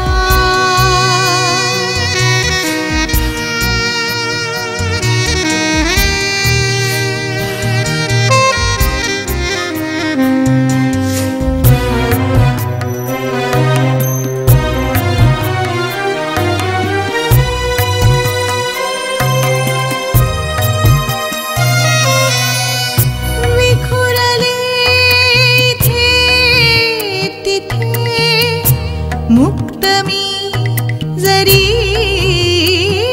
अशी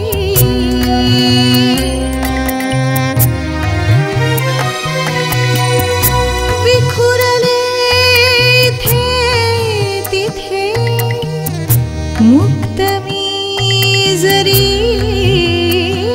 अशी जाणसी न तू तरी जाणसी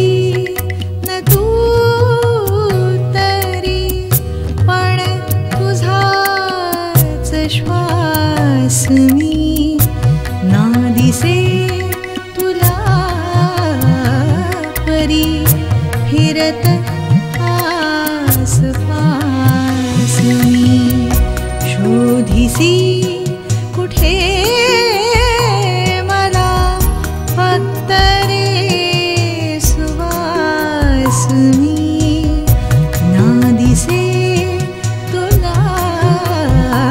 परी फिरत आसपास मी फिरत आसपास मी फिरत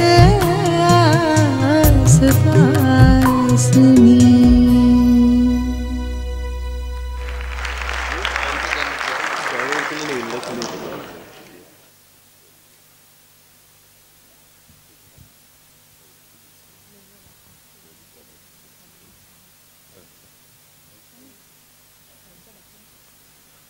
आता जी गझल सादर झाली ती आदरणीय ललिता भाटियाजींची आहे. प्लीज तुम्ही बऱ्या सगळ्यांना त्यांना एकदा स्वागत करूया.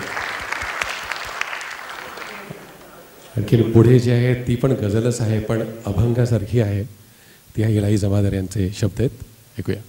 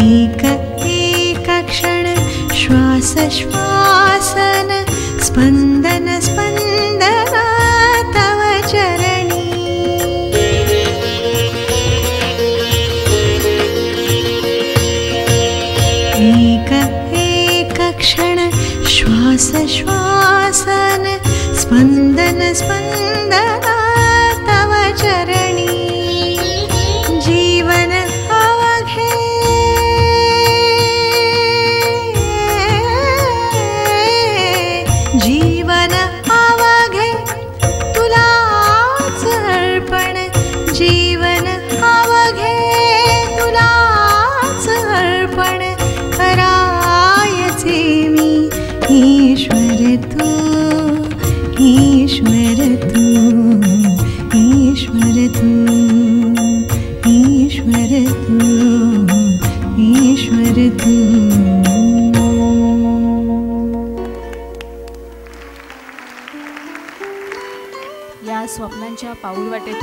बाहेर येणं थोडं कठीण आहे, पण घड्याळाचे काटे पुढे सरकत आहेत.